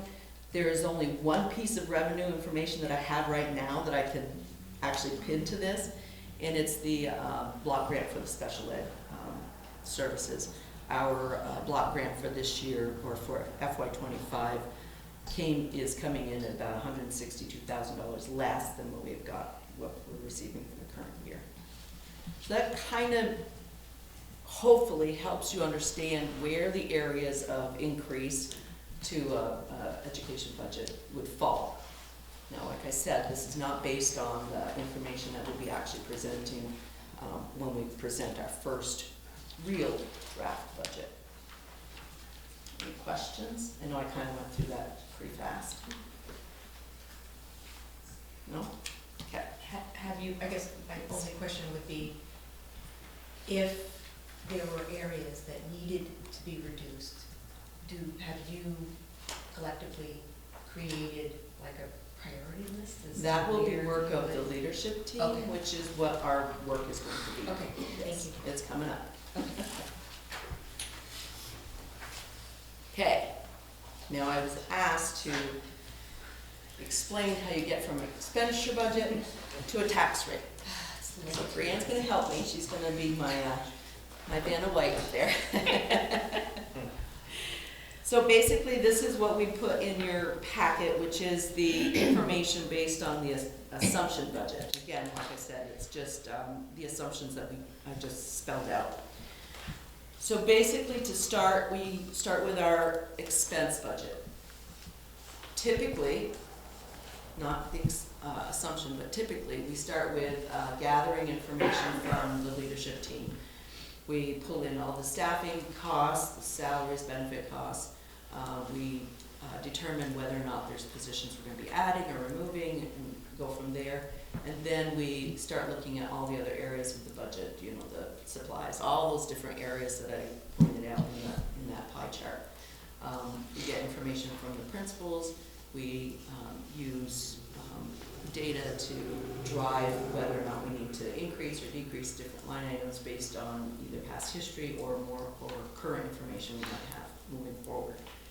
So we come up with our expense budget. So we're going to start with our assumption budget of $75 million. Keep saying the wrong number here. Then once you have your expense budget, you then subtract from that figure your local revenues. Now, local revenues includes a lot of things. It includes items like tuition income. We charge tuition for students that attend BFA from outside areas like Sheldon and Georgia. So we collect tuition. We have interest earned from our bank accounts, our investments. We have state, federal, and local grants. Some of those would be like the IDEAB grant, which is our special ed grant. I'm not going to remember the acronym, the spelling of that. Just keep going. Yep. Our titles money, which is our federal Title I, Title II, Title IV grant. It's our special ed block grant. It's state transportation aid. All of those other sources of income that we generate throughout the year. And these are all estimates at this point. As I said, the only one I really know of is the special ed block grant. So we're estimating at this point right now that I took FY24's local revenue amount, reduced it by that $160,000 that I know is not coming, and we're going to subtract that we're anticipating about $18 million worth of local revenue, 18,195,754. So we started with our expense, we're gonna reduce it by our local revenues, and that will give us our education spending amount. That's the amount that we will be receiving from the state education fund.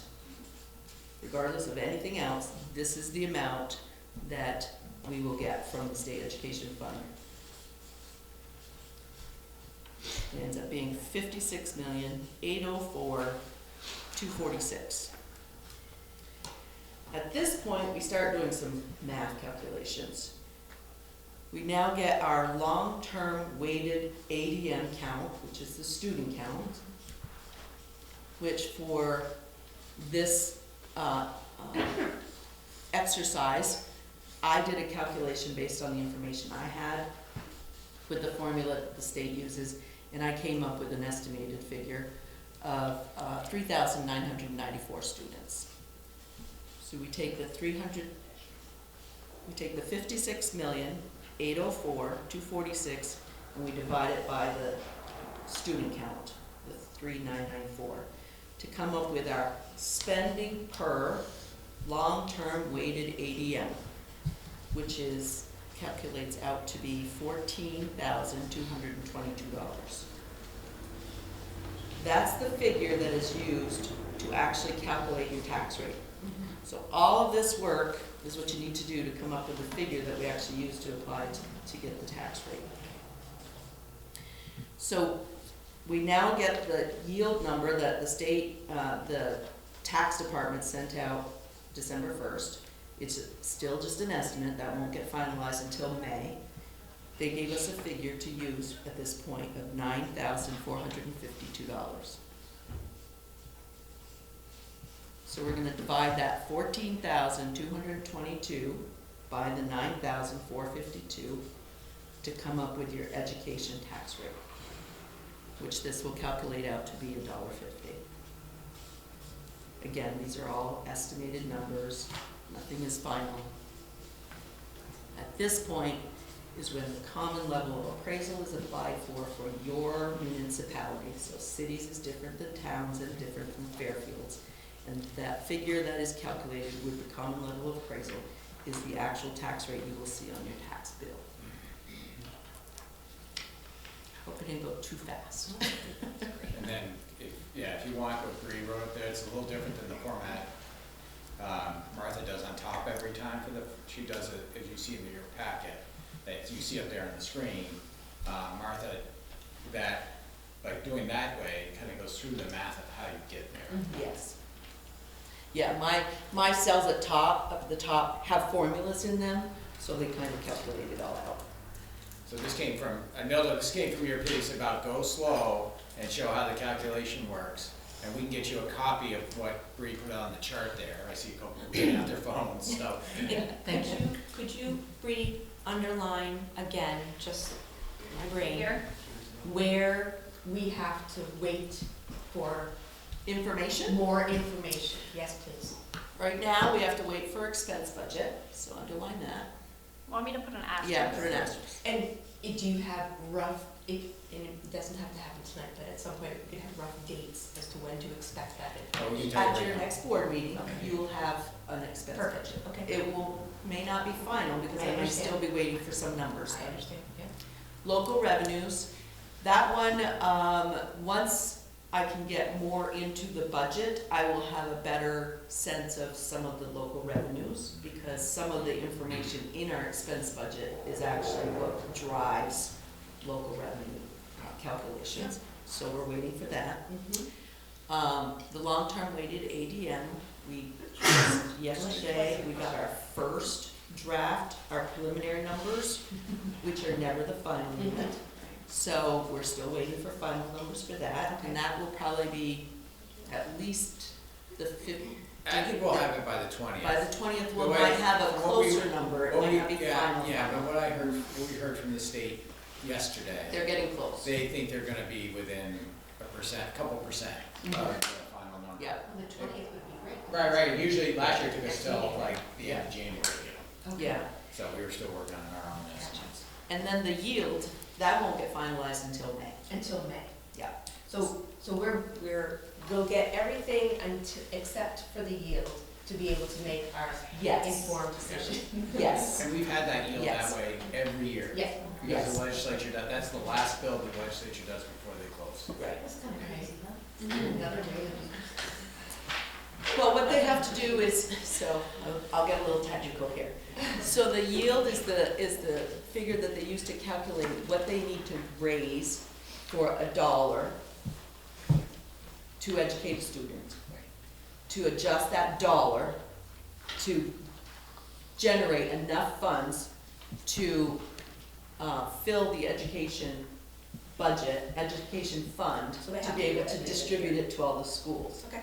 So they need to wait for everybody's budget to be adopted by their school boards so that they know what those numbers are, so that they can then calculate how much they need to generate. And so, yep, makes sense. Did that make? I have a question, Yes. Mark.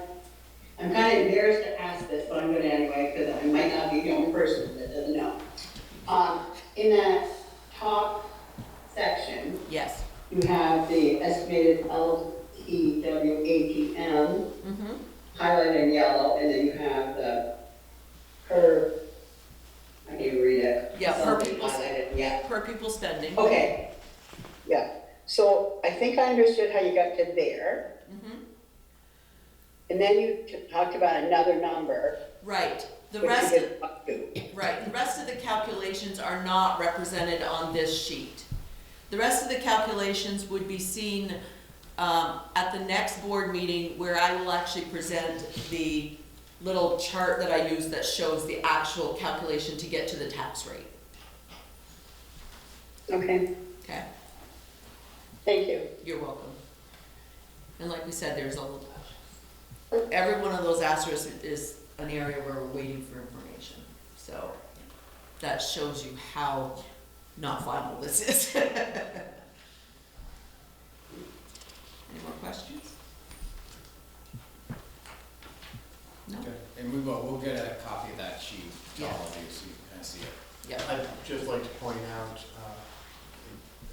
our board meetings are put up on YouTube, so if anyone wants to go back and retrace part of the steps there, as they try to drill into their head. I know I'm gonna be going through the recording and trying to memorize what you're Sure. there. So let's go on to the next slide, John, if you can. So one of the things I wanted to talk about, we've had questions about in the past, we've had some email questions, I know they went to some of the city reps from a citizen was, our tax rates keep going up, and what's doing it. One of the things that I wanted to show here is this starts with the first year merger for Maple Run, and what you see in blue here is the educational tax rate. So before the CLA. So you'll see from FY18 we were at $1.37, and we got as high as $1.49 in FY22 for the educational tax rate, and this current year it's $1.36. But what you see in orange there is the effect on the tax rate from the CLA.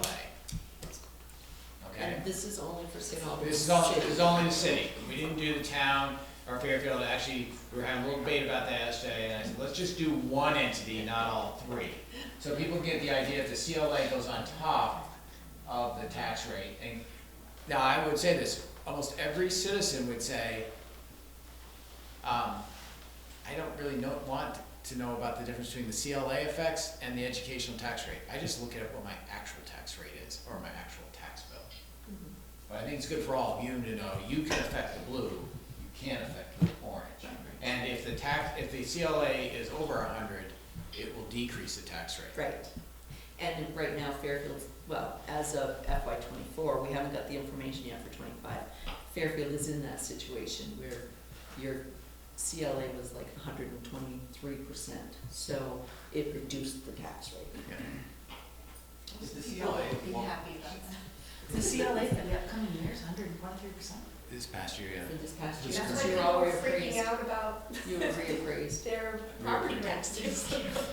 So is the CLA like the additional what we're adding to like this standard state tax. So what the CLA is an adjustment for it's called the common level of appraisal. And towns appraise all their property every so often. So what happens is, and especially during the past 3 years, I'll just use my house for example. In the town of Wolcott, which I live, my house is appraised around $300,000. Let's just say it was appraised like 15 years ago. I have neighbors that are selling for $700. I'm not about to sell my house and figure out what it is, but I know my house isn't much different than my neighbor's house down the road. So the amount that CLA is taking in the adjustment, that's happening because of what houses are being sold at compared to what they're appraised at. So property inflation. Property inflation. Yeah. Yeah. And we have no reason to believe that the CLA is gonna level off or ease up on. I don't have any predictors, but I don't think it's gonna change much from what I hear what's happening with property transfers. Yeah. So when the CLA is above 100%, tax rates for that town go down. Yeah. If the CLA is below 100%, meaning then they're selling for a lot more than they've been appraised for, the tax rates go up. Yeah. Which is what I think happened In last. the city, it really happened hard this past year. Yeah, we're just taking turns. So I just wanted, I really wanted us to know, like, what do we affect and what don't we affect? And to look at because Susan, you've always asked, and I'm glad you do ask this every year, how's our tax rate over time been? And I can tell you about the education tax rate, the CLA keeps moving. But I would expect to hear from any of our constituency, well, the tax rate keeps going up. Because that's what they see. Well, and that's exactly, I had a discussion with someone recently, and I can't believe how high the taxes are, and I was able to explain a little bit about the CLA to her and why that affects it, and also say that our actual tax rate, our educational tax rate, hasn't changed really compared to, in fact, if you look at FY8, it's lower than it was in FY18. Yeah. Yes. So. Yeah. FY22. Yeah, we've been finding efficiencies, which this board has said to do, so. I know that you didn't want to do this for this evening, but before we go out to our individual communities, would you be able to do this? Yeah, so we we give can you, have that information? I think as we start talking, one of the questions for the next board meeting is what do you need to start having the conversations? This is Is to perfect. start, to have this and any other information. So, one of the things that would be useful in terms of, what we need to get out into the community is the fact that when the voters go to vote on the school budget, but they're not voting for a huge property tax increase. Because the feeling I get from our community is that most of them prefer to pass the school budget if they can, but a lot of them are feeling the pinch of higher and higher taxes, and I think it needs to be emphasized in the community. If you vote no on the school budget, you're just hurting the school. You're not going to save money on your taxes necessarily. Well, you may save taxes. Okay. It's a hard statement. Okay. Easing up on my statement, so it's not as absolute. Yeah. But the reason to revise it, the reason that tax rates have gone sky higher is not because people are taking yes on their school on the school budget, but are just based on looking at the graphs here, like the fact that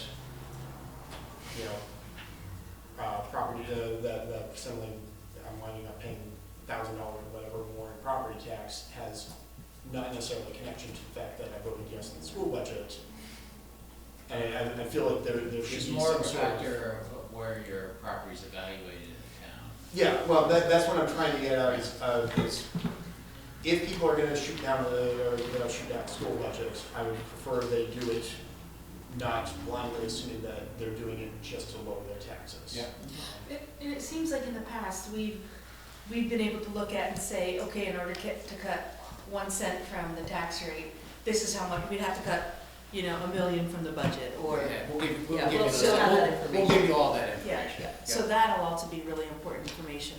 Yeah, I'm hoping that we can just help explain to people what they're voting on when they vote on the Yes. school budget. Yes. And it's not just not just have them go to the poll, assume that they have to vote on the school budget in order to save their cost of living. Yeah, no, we definitely have to give you that information. So if we go on to the next couple, what I wanted to show you is I made a little graph here that showed, we've been talking about the 5% increase and the cap that gets us there. So the budget Martha and Bree showed you tonight is that blue line and gets you to $1.51, I believe. Yeah. And remember I talked to you about that there's in Act 127, there's a cap of 5% that says the education tax rate, because of switching systems, if you go over 5% this year, you can have a 5% cap on the tax rate that you'll see this year. And that will continue through FY '29, but you would need to make it up. So what I did here was make a line that's in yellow up there, or orange, that shows the 5% cap level. So for this year, the 5% cap level on the assumption budget would be $1.43 education tax rate, where the actual calculated one, if you look at the bottom of the chart paper, where there's $1.50, which is the blue line. And so we have to start, I asked my questions to start thinking for this year and long term. So both of those lines have a 5% increase each year in tax rate, which in FY '30, and I should get out my presentation here, I'm sorry, because I just can't see it from here, is $1.92 if we just stayed on the 5% increase each year. Or in FY '29, we'd have to go from $1.83 to $2.04 in that 1 year to make up the difference. That's that cliff we've been talking about. Because we would actually have, because we would go up, if we actually spent the budget that you saw there with the assumption budget with $1.52 this year, we have to make up that difference. We're protected for 5 years, but then in FY '30, we've got to make up that difference. So what I don't want to answer tonight, but I think there's many ways to start looking at it. And I deliberately made the next graph kind of crazy, because I want you to think that there's many options to get there. But if you could go to the next slide. So that red line, that's a horizontal line up there, is $1.49. That's the highest educational tax rate we've ever had in Maple Run, okay, in our history. We had that in FY '22. So what I started to show was, I had the blue line and the yellow line from last time. They're the exact same two lines I showed you just on the previous graph. The green line is a 3% increase every year in taxes.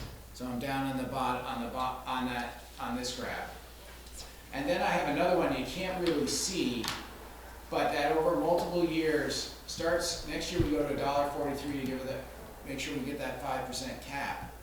But that in the next few years, we top out at $1.49. It's like a soft landing into there. What I need the board to start doing is thinking about, what do we do for this coming year, the budget we're creating for you, where's our education tax rate target? And long term, what can our voters hold as we start to think about this for 5 years? So if we if we increase 5% every year up until 2030. Yeah. We'll end up at $2.04? We could in FY '30. Okay, Yeah. which is a 33% increase in Our taxes. taxes in 5 years. In 5 years. Yeah, so I can't imagine that people would be, at least for me. Yeah. 33% in 5 years is a lot. So, if we do 5% this year, we could do 1% every other year. We could, that's why I'm saying, that's why I try to show different, I couldn't get curves going, I was doing this afternoon, but like, where do we want to end up in 5 years? Is it, we want to say that it's okay to have, a 3% every year, and that ends us up at a 20% increase in taxes? And, on the inflation rate right now, I checked it right before I came in, we're at 2.7 this last month, compared to a year ago at this time. And the long-term predictors are saying around 3% interest rates for a while, is what I'm hearing. So that's what that green line is. The red line is the highest we've ever seen in the history of Maple Run, less unified. And there's a brown line you can't really see, but it's kind of in that triangle at the bottom where I did kind of an arc up to $1.49. But the red line would likely mean reducing. All these will probably mean reducing. Yeah, because And our the red person- line is reducing a right, lot. if we went back to the pie chart, we're locked into personnel expenses right now that are around 5 to 6% when I look at salaries and benefits. Yeah. Okay. So those are the things you have to be thinking about, is that we're locked into some things. Our transportation percentage is huge. That's what I was gonna ask. You know, I don't know it right now, but I know when we were talking yesterday, a lot of that gray is transportation in there, okay? And that transportation in other areas. So we're locked into some things, and there's some things that we're not even locked into, but we don't have control over, that are just escalating. But we need to have them, and they're not gonna change with the number of students. Electricity, They're fuel not- oil. It's not gonna change with the number of kids we have. So, I'm not asking tonight for a target, but I'm asking you to think about it, because next time we are gonna start needing some targets, because we're gonna bring you the first constructed budget. So I want you to have some think time, that's why I'm asking these questions right now. Or I should say, we're asking those questions. Just going back to the state's cap there, we're Yeah. incentivized this year basically to hit 5% or higher, because otherwise we lose our safety net. Yeah. But there's no such incentive in future years, so if we hit, like 8% this year, and then somehow pull off a miracle and drop to 3% next year, we don't lose that safety net. We have that safety net throughout, we just So have to get it has to be this year, We have to get and it. then we have the safety net. Yeah, I've for already 5 talked to a years. few legislators and they didn't really kind of get that. I said, you're actually incentivizing the increase in budgets. It's not great that they don't get that, but, but I've had to have this explained to me 5 times now, so. Yeah, no, it's, because that's the way the law was enacted. Yeah. And it was a unfortunate consequence, because really they put the 5% cap in there for when they changed the weighting of students. Some districts, they're losing a lot of student counts, others are gaining a lot. And so the ones that are losing a lot of students, because that plays a part in your tax rate calculation. So if our number went, instead of 3,900, it went to 2,900, our tax rate would probably be closer to the $2 mark. So that 5% cap was put in place for those that dropped a considerable amount, and it gives them 5 years to try to right themselves. That's what the 5% cap was initially put in for, but it does have this other consequence that they weren't aware of at the time. And our weighted student average has, has changed the way we have to figure the stuff a bit. We were on one of the gaining ends. Yeah, is Maple, is the student population relatively stable? Do we have, Yeah. Okay. The population, So we don't have- compared to most schools in the state outside of Chittenden County and, well, Franklin County's right there with Chittenden County, we're staying stable or growing a little bit. Everywhere else in the state, we were just with 34 of our colleagues, districts, and they had a whole session on how do you survive in declining enrollment. The three of us looked at each other and said, our long-term projections don't show that, so we're not going to that session. So we have a new paradigm now, but there's not a reason to believe that paradigm is going to dramatically, we don't have reason to believe in the next 5 years that our weighted student average is going to dramatically shift again and turn everything upside down. It's hard to predict that. Okay. Because the legislature could make some adjustments. And we were projected, I mean, back when I worked at Enosburg High School, when they were first, Paul Costello was out there doing, some of the leadership training out there around communities, we were projected to decrease. Right. And we were making plans accordingly. And And that's not what ended up happening. Yeah. That area is one of the Huge ones that factors of this. benefit. So, I just go to the next slide, John, and then we'll be, I've said these questions at the beginning, I'll say them to you again, I've been really referring to them throughout, but looking at the projected costs and knowing we need to have an education tax rate of at least 5%, where do you want us to land our budget for the upcoming year? And then looking long-term projections for tax rates, what should be our multi-year objective for tax rates? what rate do we want to aim for over the next 5 budget cycles? Those are my questions, and like I said, I'm not looking for an answer tonight, just want you to be thinking about that. We'll need some guidance on that on the 20th. Can I ask totally a silly question? I don't know. No silly questions. Okay, On this. so, you know how I joked about us, we were taking turns? Mhm. Is it at all possible, and then being, on television asking this very dumb question probably, is it at all possible to stagger for the 3 communities? The tax rate? No, No. no, that's statute. You have to do this calculation. I was just thinking in terms of like, some places are getting hit harder than others Yeah, no. at different times, and so is it, so, okay, just ask. And then if we can go to the next one, our next steps, at the new board meeting, we're gonna gather a lot of data, but the next meeting, the first thing we'll have, I have there quick, we'll actually have an actual budget from all the buildings and Maple Rec, so we'll have that first one. We'll be gathering a lot of data. You've asked, I'd love to join, I said, can you star or underline where the places are, so I kind of bulleted that, and then we're gonna present that budget, and then one of the things that we're gonna have some conversations this next week with the leadership team is how we determine together as a team what we need and how that impacts it, because what we'll need on the 20th is some direction then to be able to get back to you in January with that direction and how that impacts the schools. Because Charlie, you were talking to the electorate about the budget, I think what you need to know less is the technical, but how it affects the kids. That's what's gonna get the people to turn out when they're in that voting booth. What am I voting for? Because their hearts will be more of knowing about how it affects the kids and less about the technicalities. Yeah, Why it is. my feeling is that this community really wants to support the students, and they are just also the fact that everything is getting super expensive and the prices are going crazy, and you can't protect kids if you can't feed them. Yeah. And eventually, it's a matter of kind of instilling, faith that when they vote for a budget, they're getting return for their money. Yep. Yeah, and I think another way to look at it is, I understand where you were coming from in terms of, not misblaming, the wrong person here, but I really like that, the blue and the gold, right?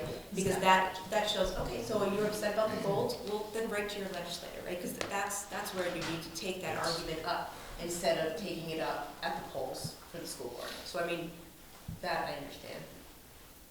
So Bill, the question I have is, I'm sensing there's some uproar to this rapid increase in school budgets because of the weighted student issue. Do you think the legislature is going to readjust the rules or readjust the concept? Yeah, that's a great question. And being related to one, I'm hearing some things. Yeah, so I brought you. Well, if you didn't, he did write.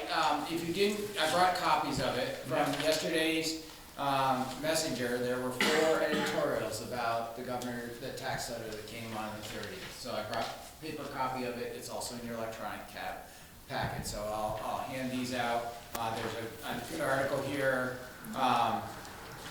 There's a good opinion piece first by Emerson, and then there's one here from representatives from Georgia and Fairfax.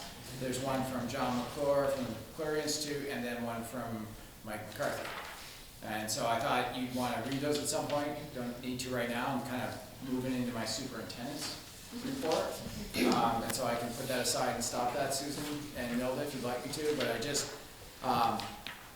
I don't know that they can to get direct to your question. I think there are going to be some tweakings going on, Jack.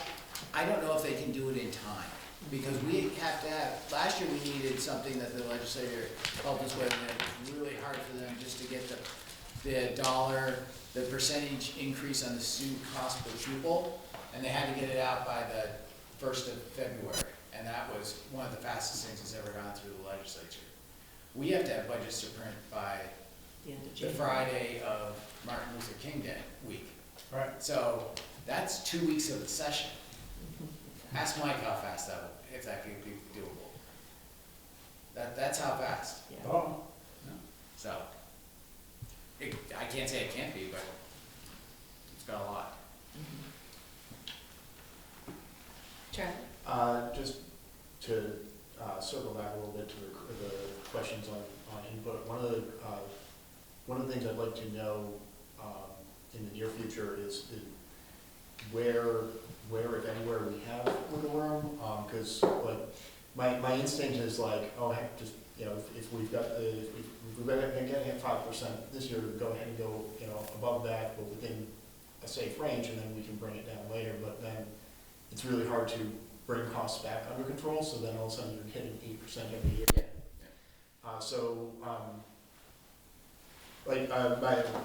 I'd like to think about where, you know, if we go high this year, where we can look in the future to bring it down, or to bring it back in line into something that is within a reasonable rate when our safety net expires. So this next statement I'm gonna make, it hurts me to say it, but I've gotta say it.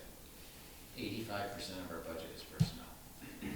That's part of how I know why I understand there's not a ton of wiggle room. And so, you know, a couple of teachers, because I've had budget forums in every building in the past month, telling me about what's going on, and then I don't know. And I've had a bunch of people say, don't hear supplies. I'm like, these supplies are not gonna change the budget. Personnel is 85%. And we're already telling you that we don't have the staff and we need to do the job. Yeah. So it's gonna be what is the least painful of all the options. Yeah, well, which affects how much we increase this year, because. And I don't like saying that because that's people's livelihood right there. Well, I mean, that's the thing, is if we go too high this year, and then we either wind up in a situation where we can't bring it back down, or to bring it back down, we have to lay people off, which is detrimental to everyone. My experience is, we usually don't have to go to the layoff because there's enough of attrition. But that's not always the case. And after having to tell a student that they can't be at school, the next worst thing for me to have to do is tell someone they don't have a job. Yeah. That first one, and that's that order of like the things that I really don't want to do. Yeah. Versus a student saying that's the first time. And so, to add to more of our complexity with the budget, I'd like to avoid that situation at all costs. So yeah, so you know, I guess I'd like to take a good look at the 15% that isn't personnel expenses and see what if any wiggle room there is in terms of, you know, just thinking out in a 5-year period. So hopefully we can come up with a solution that is beneficial to taxpayers and the staff. And maybe I'm probably chasing a unicorn on that. Yeah, you are, from my experience. Yeah, I don't mind chasing a unicorn. Alrighty, any other questions on the first draft of the budget? Alright, I don't think we have any new business to discuss tonight. So I'm gonna go on to other business, which is the warrants, and this is gonna be an action item. And I'm making a motion to approve the warrants, acknowledging that the passage of this motion will act as authorization and signature of any individual board member participating remotely. So do I have a second on that? Thank you, Charlie or Suzanne. So I'm gonna take a vote. Nilda?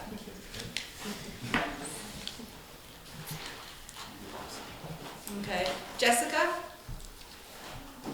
Yes. Carly? yes. Jack? yes. Joanna? Yes. Charlie? Yes. Suzanne? Yes. David? Yes. Amanda? Yes. And Susan is a yes, so those are gonna be sent around. Superintendent's report? I'll be brief because we're already at 8:20. I gave you opinion pieces that were in the messenger yesterday. As I've been alluding to, Bree and Martha and I went to joint training between business managers and superintendents on fiscal planning and management and best practices. great piece about how we can work better as a leadership team in making decisions, but also work with you as a board in communicating that. And as I alluded to earlier, I couldn't say, I think Nate said it the strongest, take the jargon out of everything. Take it out. So we're working on that. We had 6 of you join us at the strategic planning event that Erin was, thank you again to Erin. She did a great job of really doing all the details to make this happen, and thank you for all being there. That was a great day, great morning, I thought. We got a lot done there. And we had our the Tuesday before that, on the 28th at BFA, we had our last budget and strategic planning input session with the staff. So we've been doing those, all the staff had a chance to input to the strategic planning, give feedback similar to what was done on Saturday's event, and then we talked to them about many of the things we've been talking here about with the budget. So that's my really brief superintendent's report. Board announcements? Yeah. Charlie? So, mostly just bragging about my kids. We'll see what? Mostly just me bragging about my kids. The Connor Roberts Memorial Tournament was just after Thanksgiving. It's a hockey tournament up at the complex in down in Cairns. SASA had had 4 teams that won or were in the championship for their division, and 3 of them won their division, which was pretty cool. Including my son's team, which was a game that gave me a nice little heart attack. And then in terms of community involvement and where I will be this weekend, the city school is doing Dinosaurs After Dark, which is a play for the 4th grade and under, or 4th and 5th grade, I believe. But that'll be at, I believe, 4:30 on Friday and 10 on Saturday. So it should be a ton of fun. My daughter's playing Natosaurus. Hey, you could do your... That's one of the things I'm going to do Susan about. Awesome. That's perfect. And I was thinking earlier, like if there's any other like sports tournaments that aren't necessarily, that you guys are aware of, that aren't necessarily sponsored by BFA or City School or something like that, but you know, those are other opportunities. So my son is in SASA, and I'm at the hockey rink basically every single weekend. Yeah. And if that's not affiliated, I don't believe SASA is affiliated with Maple Run in any way. No, so but it's a big, huge community. But yeah, anytime anyone wants to talk to me there, then I'm going to be there. It's not a board announcement, but just kind of going off what he said. I think it's important to go and get different demographics of people, not just people that are at plays or hockey games. And I was thinking that maybe you could get the opinions of some parents of younger students by going to Hardack during sliding. Yeah. Setting up inside.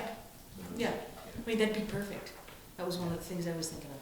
I already said I'm going to the pool, don't take my idea. Pool's nice and Where it's warm. Yeah. Exactly. We'll set the warm. You're going to the dump too, right? I don't even know where the dump is. Any other board announcements? Okay, so we don't need an executive session. So it's 8:27 on Wednesday night, and this meeting is adjourned. I'm joking, I know.